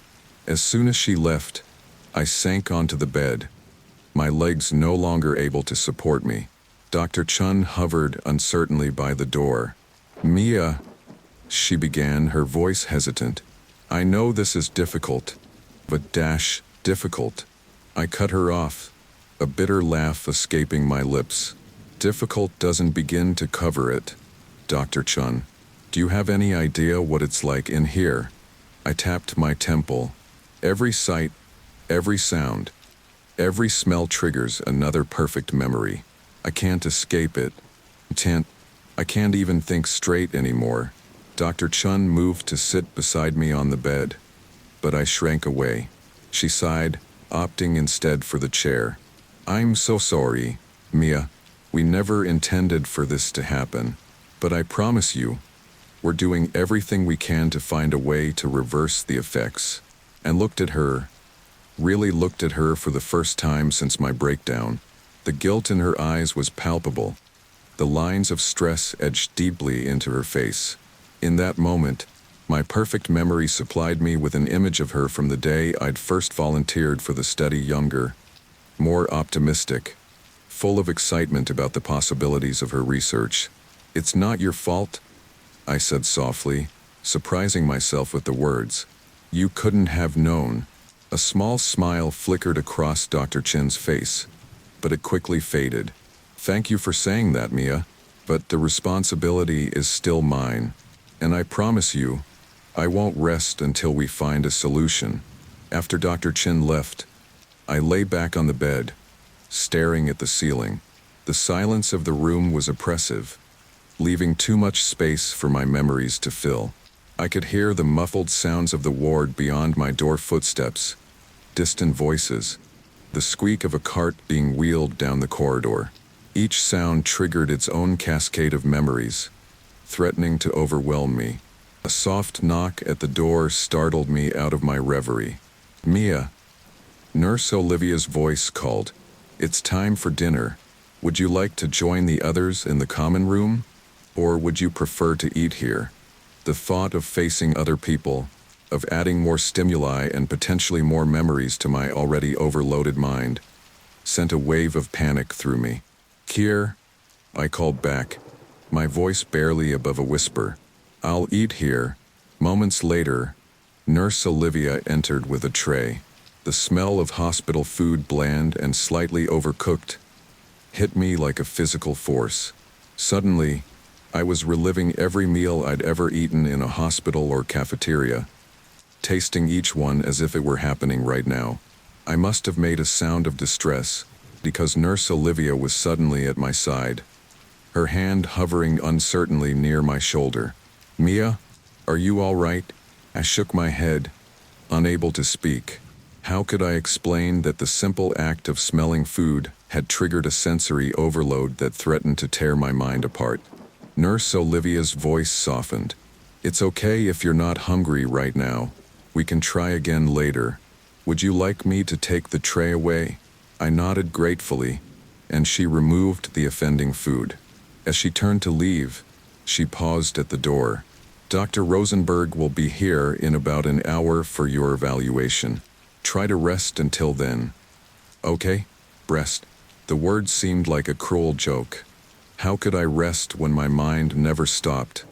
When every moment was filled with the perfect recall of a lifetime of experiences. The hour passed in a blur of memories and anxiety. When Dr. Rosenberg finally arrived, I was curled up on the bed, my hands pressed against my ears in a futile attempt to block out the noise in my head. "Hello, Mia," he said, his voice gentle but firm. "I'm Dr. Rosenberg. Do you feel up to talking for a bit?" I uncurled slowly, forcing myself to meet his gaze. He was older than I expected, with kind eyes behind wire-rimmed glasses. I'll try," I managed to say. Dr. Rosenberg settled into the chair, his movements deliberate and unhurried. "I've read your file, Mia. Dr. Chun has briefed me on your unique situation. Can you tell me, in your own words, what you're experiencing?" I took a deep breath, trying to organize my thoughts. It's like living in a world where everything is a trigger. Every sight, every sound, every smell sets off a chain reaction of memories. But they're not just vague recollections. They're perfect, vivid recreations of every moment I've ever experienced. It's overwhelming. I can't filter anything out anymore. Dr. Rosenberg nodded, his expression thoughtful. "That sounds incredibly challenging. How have you been coping with this flood of memories?" A bitter laugh escaped me. "Coping? I haven't been coping. I've been hiding, isolating myself, trying desperately to avoid any new experiences that might add to the overload." "And how has that been working for you?" The question, simple as it was, hit me hard. "Dick, it hasn't," I admitted, my voice barely above a whisper. "The memories are still there, even when I'm alone. And now I'm afraid I've lost touch with reality. I can't always tell what's a memory and what's happening now." Dr. Rosenberg leaned forward, his gaze intense. "Mia, I want you to know that what you're experiencing is real, and it's valid. Your brain has been altered in a way that we don't fully understand yet. But I promise you, we're going to do everything we can to help you manage this." For the first time in weeks, I felt a glimmer of hope. "Tal?" I asked, hating how small and desperate my voice sounded. "LL start with a combination of therapy and medication," Dr. Rosenberg explained. "The medication should help calm your mind, make the memories less intrusive. In therapy, we'll work on developing coping mechanisms, ways to ground yourself in the present and distinguish between memories and current experiences."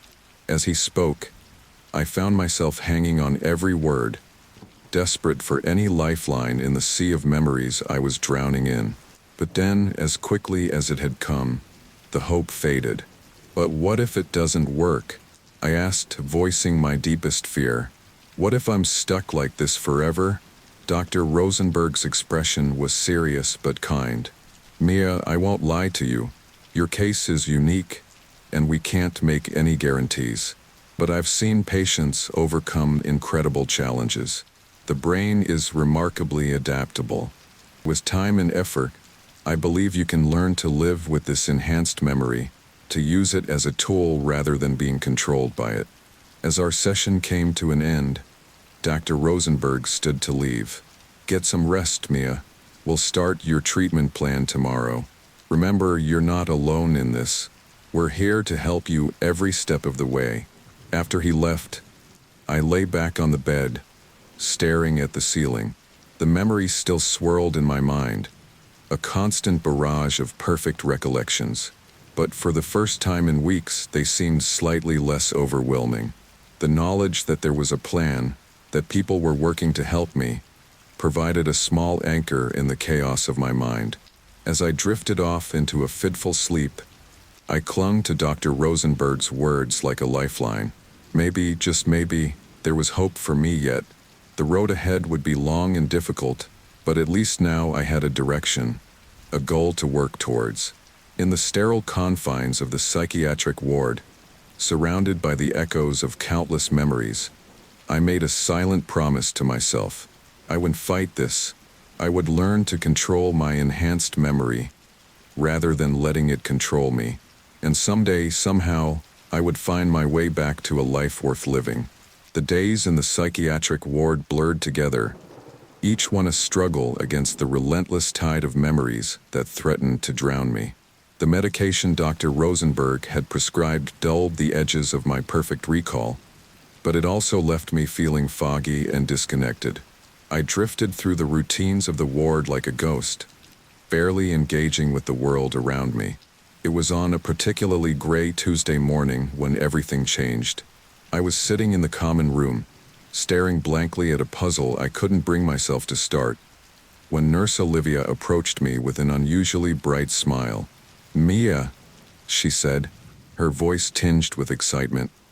"There's someone here to see you, a new doctor who's joined the team." I looked up at her, confusion clouding my features. "A new doctor? But I thought Dr. Rosenberg Dr. Rosenberg is still overseeing your case," Nurse Olivia assured me. "But this doctor has some unique experience that might be helpful. Would you like to meet her?" Curiosity, an emotion I hadn't felt in what seemed like ages, stirred within me. I nodded slowly, and Nurse Olivia beamed. "Wonderful. I'll bring her in." Moments later, a woman entered the common room. She was younger than I expected, probably in her early 40s, with kind eyes and a warm smile that seemed to light up the drab surroundings. As soon as our eyes met, I felt something shift in the atmosphere, a subtle change that I couldn't quite explain. "Hello, Mia," she said, her voice soft but confident. "I'm Dr. Samantha Reeves. It's a pleasure to meet you." As she sat down across from me, I found myself studying her intently. There was something about her presence that felt different, calming almost. "Sigh," I managed, my voice rusty from disuse. Are you here to fix me?" Dr. Reeves' smile softened. "I'm here to help you, Mia. But you're not broken. You're experiencing something extraordinary, and together, we're going to find a way for you to navigate it." Her words, so different from the clinical detachment I'd grown used to, caught me off guard. You don't think I'm crazy?" "Not at all," Dr. Reeves said firmly. "Your brain has been altered in a way we don't fully understand yet. But that doesn't make you crazy. It makes you unique." For the first time in weeks, I felt a flicker of something other than despair. "How can you help me? The memories, they're overwhelming. I can't escape them." Dr. Reeves leaned forward, her eyes intense. "Mia, what if I told you that I've worked with people who have experiences similar to yours? Not exactly the same, of course, your case is unique. But I've helped individuals with extraordinary memory abilities learn to manage and even harness their gifts." My heart began to race. "Really? There are others like me. Not exactly like you," Dr. Reeves clarified. "But there are people with highly superior autobiographical memory, or HSAM. They remember their lives in extraordinary detail. And while their abilities aren't as extreme as yours, many of the coping strategies we've developed might be adaptable to your situation." Hope, fragile and tentative, began to bloom in my chest. "What kind of strategies?" Dr. Reeves smiled. "Well, that's what we're going to work on together. But one key aspect is learning to compartmentalize, to create mental files for your memories, so you can access them when you need to, but keep them from overwhelming you constantly." As she spoke, I found myself hanging on every word. For the first time since this nightmare began, someone was offering more than just sympathy or sedation. Dr. Reeves was offering a path forward. "When can we start?" I asked, Surprised by the eagerness in my own voice, Dr. Reeves chuckled. "How about now? Let's start with a simple exercise. Close your eyes for me, Mia." I hesitated for a moment, then complied. In the darkness behind my eyelids, the memories surged forward, threatening to overwhelm me. "Now," Dr. Reeves' voice came, steady and calming. "I want you to imagine a large filing cabinet. Can you see it?" I nodded, struggling to hold the image in my mind against the onslaught of memories. "Good. Now imagine opening one of the drawers. Inside you see folders. Each folder represents a category of memories. Can you see them?" "Yes," I whispered, the image becoming clearer in my mind. "Excellent. Now, I want you to focus on one specific memory, any memory, and imagine placing it into the appropriate folder." I thought of my first day of college, the excitement and nervousness I'd felt. With tremendous effort, I visualized placing that memory into a folder labeled Education. I did it," I said, my voice shaky with surprise. "Wonderful, Mia," Dr. Reeves exclaimed. "Now slowly open your eyes." As I did, I was startled to realize that for those few moments, the constant barrage of memories had quieted. It wasn't gone entirely, but it had become manageable. "How do you feel?" Dr. Reeves asked, her eyes searching my face. It's quieter," I said in wonder. "The memories are still there, but they're not as overwhelming." "How is that possible?" Dr. Reeves smiled. "What we just did was a very basic form of cognitive compartmentalization. By giving your mind a structure to organize memories, we're teaching it to exert some control over your recall. It's just a first step, but with practice, you can learn to do this more effectively and for longer periods." For the first time in months, I felt a genuine smile tugging at my lips. "Can we do more?" "Absolutely," Dr. Reeves nodded. "But let's not overdo it on the first day. This is just the beginning, Mia. We have a long road ahead, but I believe you have the strength to walk it." As our session came to an end, I felt a strange mixture of exhaustion and exhilaration. The constant pressure of memories was still there, but it felt different, less oppressive somehow. "Same time tomorrow?" I asked, surprised by the hopefulness in my own voice. Dr. Reeves nodded, her smile warm. "I'll be here. And Mia, I'm proud of the work you did today. Remember, you're not alone in this journey." As she left, I sat back in my chair, my mind buzzing with possibilities. For the first time since this ordeal began, I allowed myself to imagine a future where I could coexist with my enhanced memory, rather than being controlled by it. The rest of the day passed in a blur of routine activities, but I approached them with a new energy. During group therapy, I found myself actually listening to the other patients' stories, rather than getting lost in my own memories. At dinner, I managed to eat a full meal, the taste of the food no longer triggering an overwhelming cascade of culinary memories. That night, as I lay in my bed, the familiar fear of sleep, of dreams filled with perfect, inescapable memories, began to creep in. But then I remembered Dr. Reeves' exercise. Closing my eyes, I visualized the filing cabinet, methodically sorting the events of the day into their appropriate folders. As I drifted off to sleep, I held on to that image, using it as an anchor against the tide of memories. And for the first time in months, my dreams were just dreams, vivid and detailed. Yes, but no longer the paralyzing recreations of my past that had haunted me for so long. I woke the next morning feeling different. The constant pressure of memories was still there, but it felt more distant, less immediate. As I went through my morning routine, I found myself looking forward to my next session with Dr. Reeves with an eagerness I hadn't felt for anything in a long time. As I sat in the common room, waiting for our appointment, I caught sight of my reflection in a window. The person looking back at me was still pale and drawn, with dark circles under her eyes. But there was something different in her gaze, a spark that hadn't been there before, a glimmer of hope. For the first time since this nightmare began, I allowed myself to believe that maybe, just maybe, there was a way forward. The road ahead would be long and difficult, I knew. Learning to live with my enhanced memory would be a constant struggle. But with Dr. Reeves' help and the techniques she was teaching me, I finally felt like I had a fighting chance. As I saw Dr. Reeves approaching, a small smile tugged at my lips. I was ready for today's session, ready to take another step on this journey. The memories were still there, perfect and overwhelming.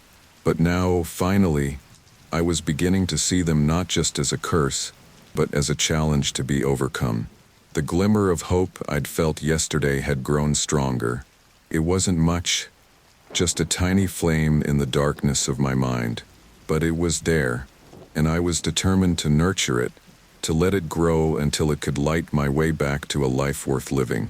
The morning sun filtered through the blinds of my room in the psychiatric ward, casting long shadows across the floor. I blinked awake, momentarily disoriented by the unfamiliar surroundings. Then, as it had every morning for the past few weeks, the flood of memories rushed in. But today, something was different. The memories were still there, vivid and perfect as ever, but they felt muted somehow, less overwhelming. I took a deep breath, focusing on the mental filing cabinet Dr. Reeves had taught me to visualize. With careful concentration, I began sorting through the memories of the previous day, filing them away one by one. A soft knock at the door interrupted my mental exercise. "Mia," Nurse Olivia's voice called. "Are you awake? Dr. Reeves is here for your morning session." "Come in," I replied, surprised by the steadiness in my voice. Dr. Reeves entered, her warm smile a now familiar sight. "Good morning, Mia. How are you feeling today?" I sat up in bed, considering the question. Okay, I think. The memories are still there, but they feel less intrusive." Dr. Reeves nodded encouragingly. "That's excellent progress, Mia. You've been working hard on your cognitive compartmentalization techniques. Are you ready to try something new today?" A mixture of excitement and apprehension fluttered in my chest. "What did you have in mind?" "I think you're ready to start reintegrating with the world a bit more," Dr. Reeves said, her tone gentle but firm.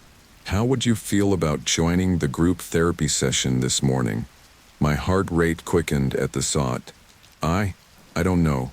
What if I get overwhelmed? What if hearing other people's stories triggers too many memories? Dr. Reeves sat on the edge of my bed, her eyes kind.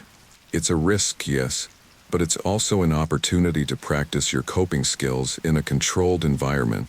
Remember, Mia, the goal isn't to eliminate your memories or to never feel overwhelmed.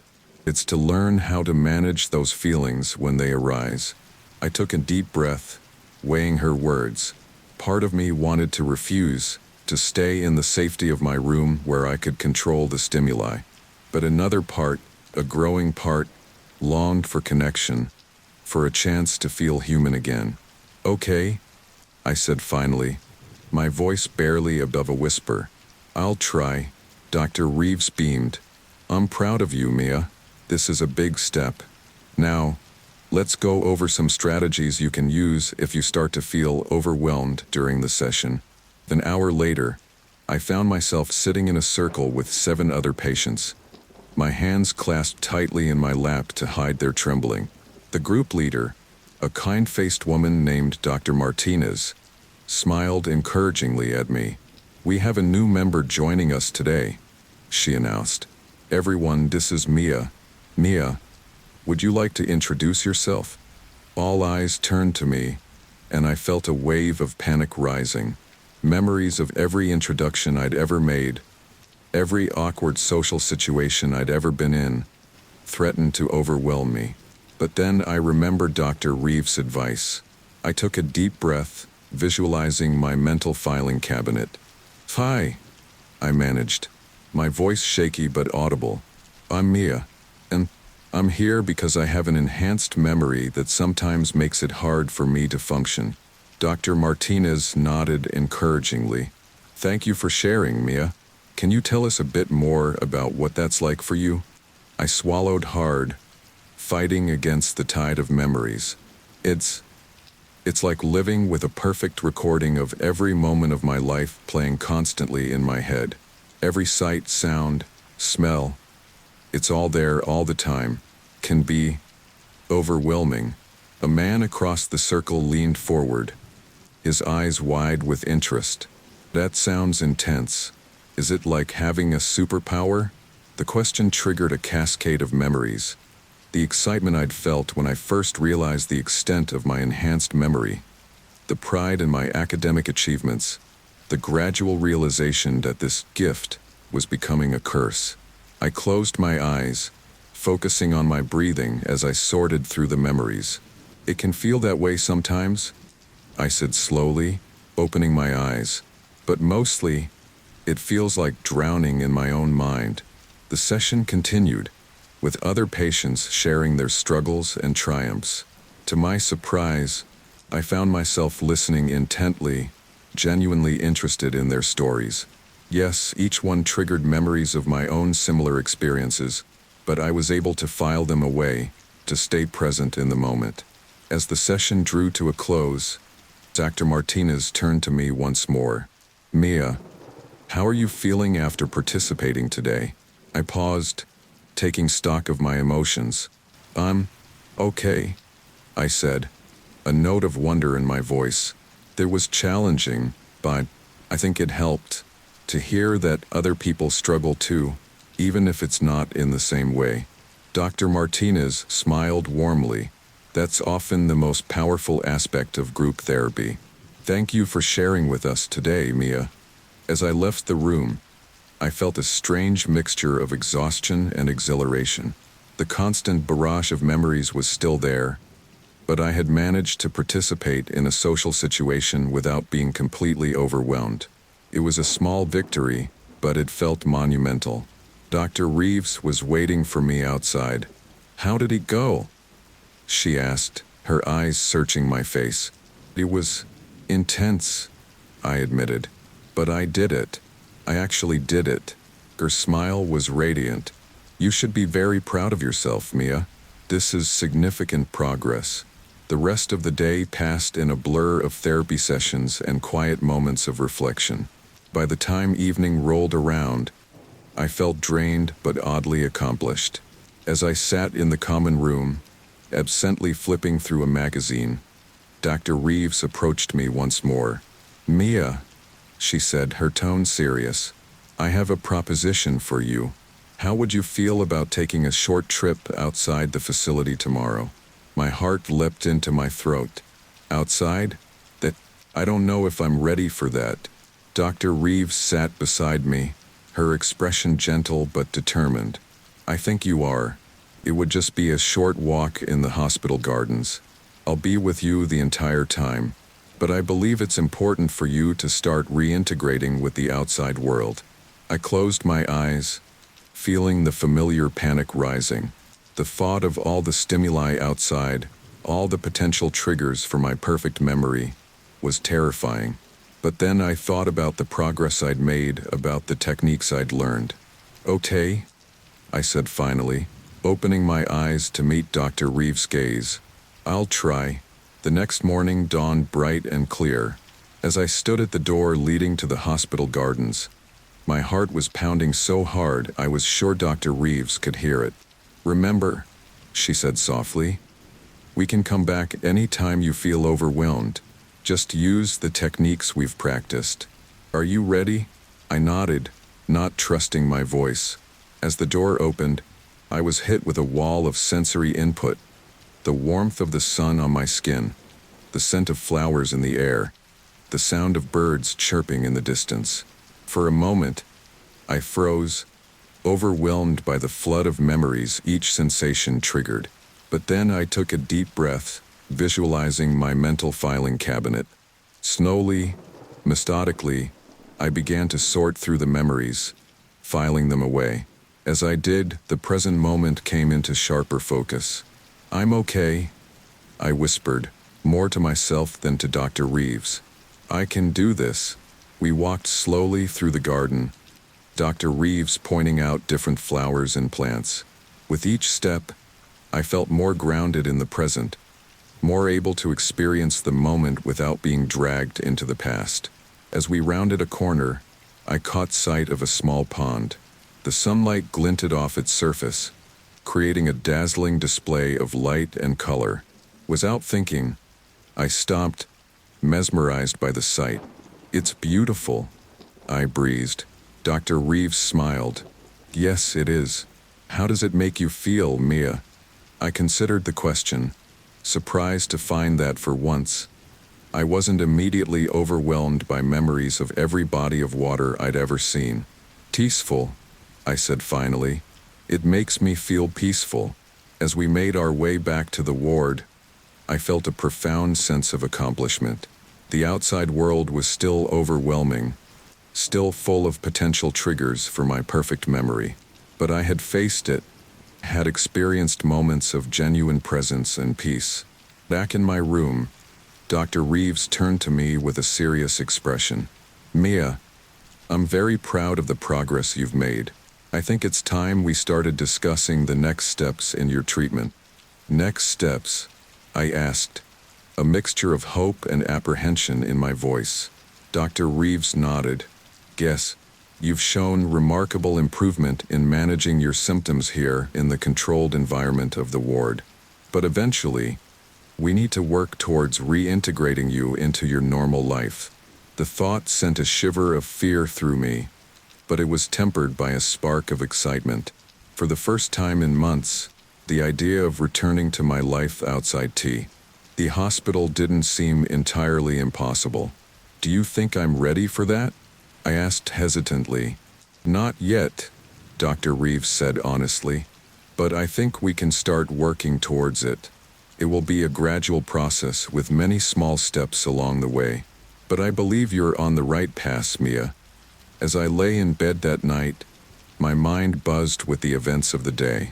The memories were still there, perfect and vivid as ever, but they no longer felt like an insurmountable obstacle. Instead, they were a challenge to be faced, a hurdle to be overcome. For the first time since this ordeal began, I allowed myself to think about the future with something other than dread. The road ahead would be long and difficult, I knew. Learning to live with my enhanced memory in the real world would be a constant struggle. But as I drifted off to sleep, I felt something I hadn't experienced in a long time. Tulk. The struggle for balance was far from over, but I was no longer fighting alone.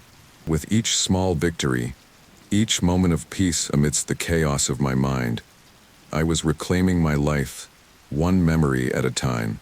The autumn breeze rustled through the trees on the Boston University campus, carrying with it the scent of fallen leaves and new beginnings. I stood at the entrance to the neuroscience department, my heart pounding in my chest. It had been 6 months since I'd last set foot here, 6 months since my life had been turned upside down by the memory enhancement experiment. "You can do this, Mia." Dr. Reeves' voice came from beside me, steady and reassuring. "Remember your techniques. Take it one step at a time." I nodded, taking a deep breath. My hands trembled slightly as I reached for the door handle, but I forced myself to push through. The familiar smell of the building hit me immediately, triggering a cascade of memories. Every class I'd attended, every late-night study session, every moment of triumph and failure in my academic career. For a moment, I felt myself starting to slip, the memories threatening to overwhelm me. But then I closed my eyes, visualizing my mental filing cabinet. With practiced ease, I began sorting through the memories, filing them away one by one. "I'm okay," I said, opening my eyes to meet Dr. Reeves' concerned gaze. "I can handle this." She smiled, pride evident in her eyes. "I know you can, Mia. Now, let's go meet with the department head." As we walked through the corridors, I couldn't help but notice the curious glances from students and faculty alike. Word of my condition had spread, and I could almost feel the weight of their stares. But I kept my head high, focusing on the techniques Dr. Reeves had taught me.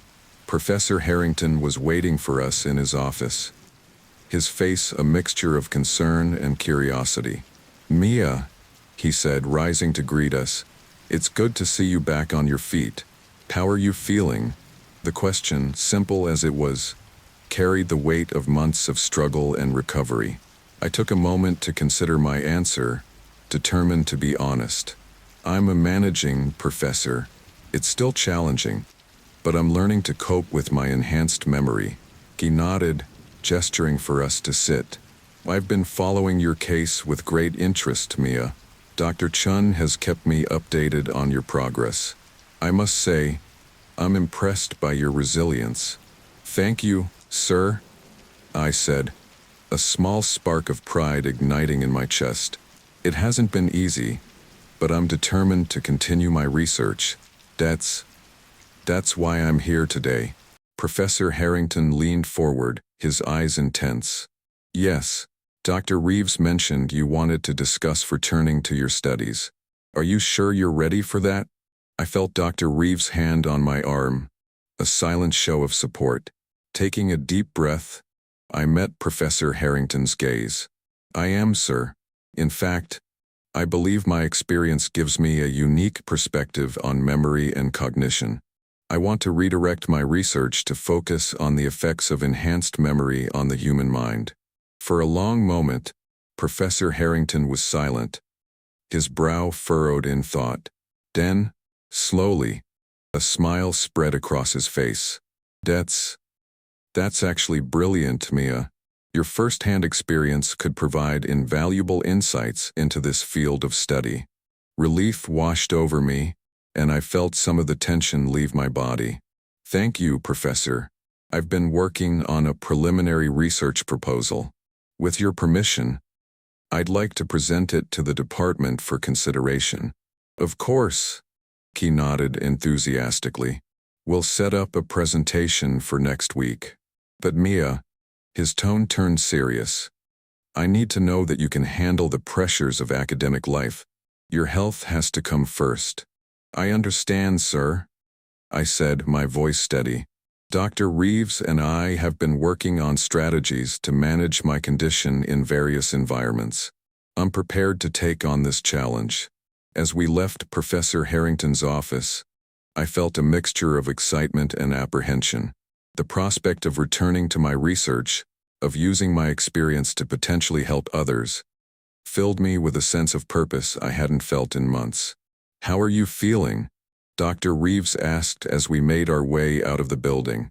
I paused, taking stock of my emotions. "Overwhelmed," I admitted. "But in a good way, I think. For the first time in a long time, I feel hopeful." Dr. Reeves smiled warmly. "That's wonderful, Mia. But remember, this is just the beginning. There will be challenges ahead, moments when your enhanced memory might feel like too much to bear. Are you prepared for that?" I nodded, my resolve strengthening. "I am. I know it won't be easy, but I'm ready to face whatever comes. This is my chance to turn this curse into something positive." Over the next week, I threw myself into preparing for my presentation. Every waking moment was spent researching, writing, and refining my proposal. My enhanced memory, once a source of torment, now became a powerful tool. I could recall every relevant study I'd ever read, every lecture I'd ever attended, with perfect clarity. But with this intense focus came new challenges. There were moments when the flood of information threatened to overwhelm me, when the line between memory and present reality blurred. In those moments, I relied heavily on the coping mechanisms Dr. Reeves had taught me. The day of the presentation arrived all too quickly. As I stood before the assembled faculty and graduate students, I felt a familiar panic rising in my chest. The sea of faces before me triggered a cascade of memories. Every presentation I'd ever given, every moment of academic triumph and failure. For a moment, I froze, the words of my carefully prepared speech evaporating from my mind. But then I caught sight of Dr. Reeves in the audience, her encouraging nod grounding me in the present. I took a deep breath, visualizing my mental filing cabinet, and began to speak. "Ladies and gentlemen," I said, my voice steady despite my racing heart. "What I'm about to present to you today is not just a research proposal. It's a journey, my journey, through the uncharted territory of enhanced memory." As I spoke, detailing my experiences and the potential implications for the field of neuroscience, I could see the audience's skepticism give way to interest, then to outright fascination. Every question thrown my way was met with a comprehensive, articulate response, my perfect recall allowing me to draw connections and insights that left even the most experienced professors nodding in appreciation. When the presentation ended, the room erupted in applause. Professor Harrington approached me, his eyes shining with excitement. "Mia, that was remarkable. I think I speak for the entire department when I say we're eager to see where this research leads." The following days were a whirlwind of activity.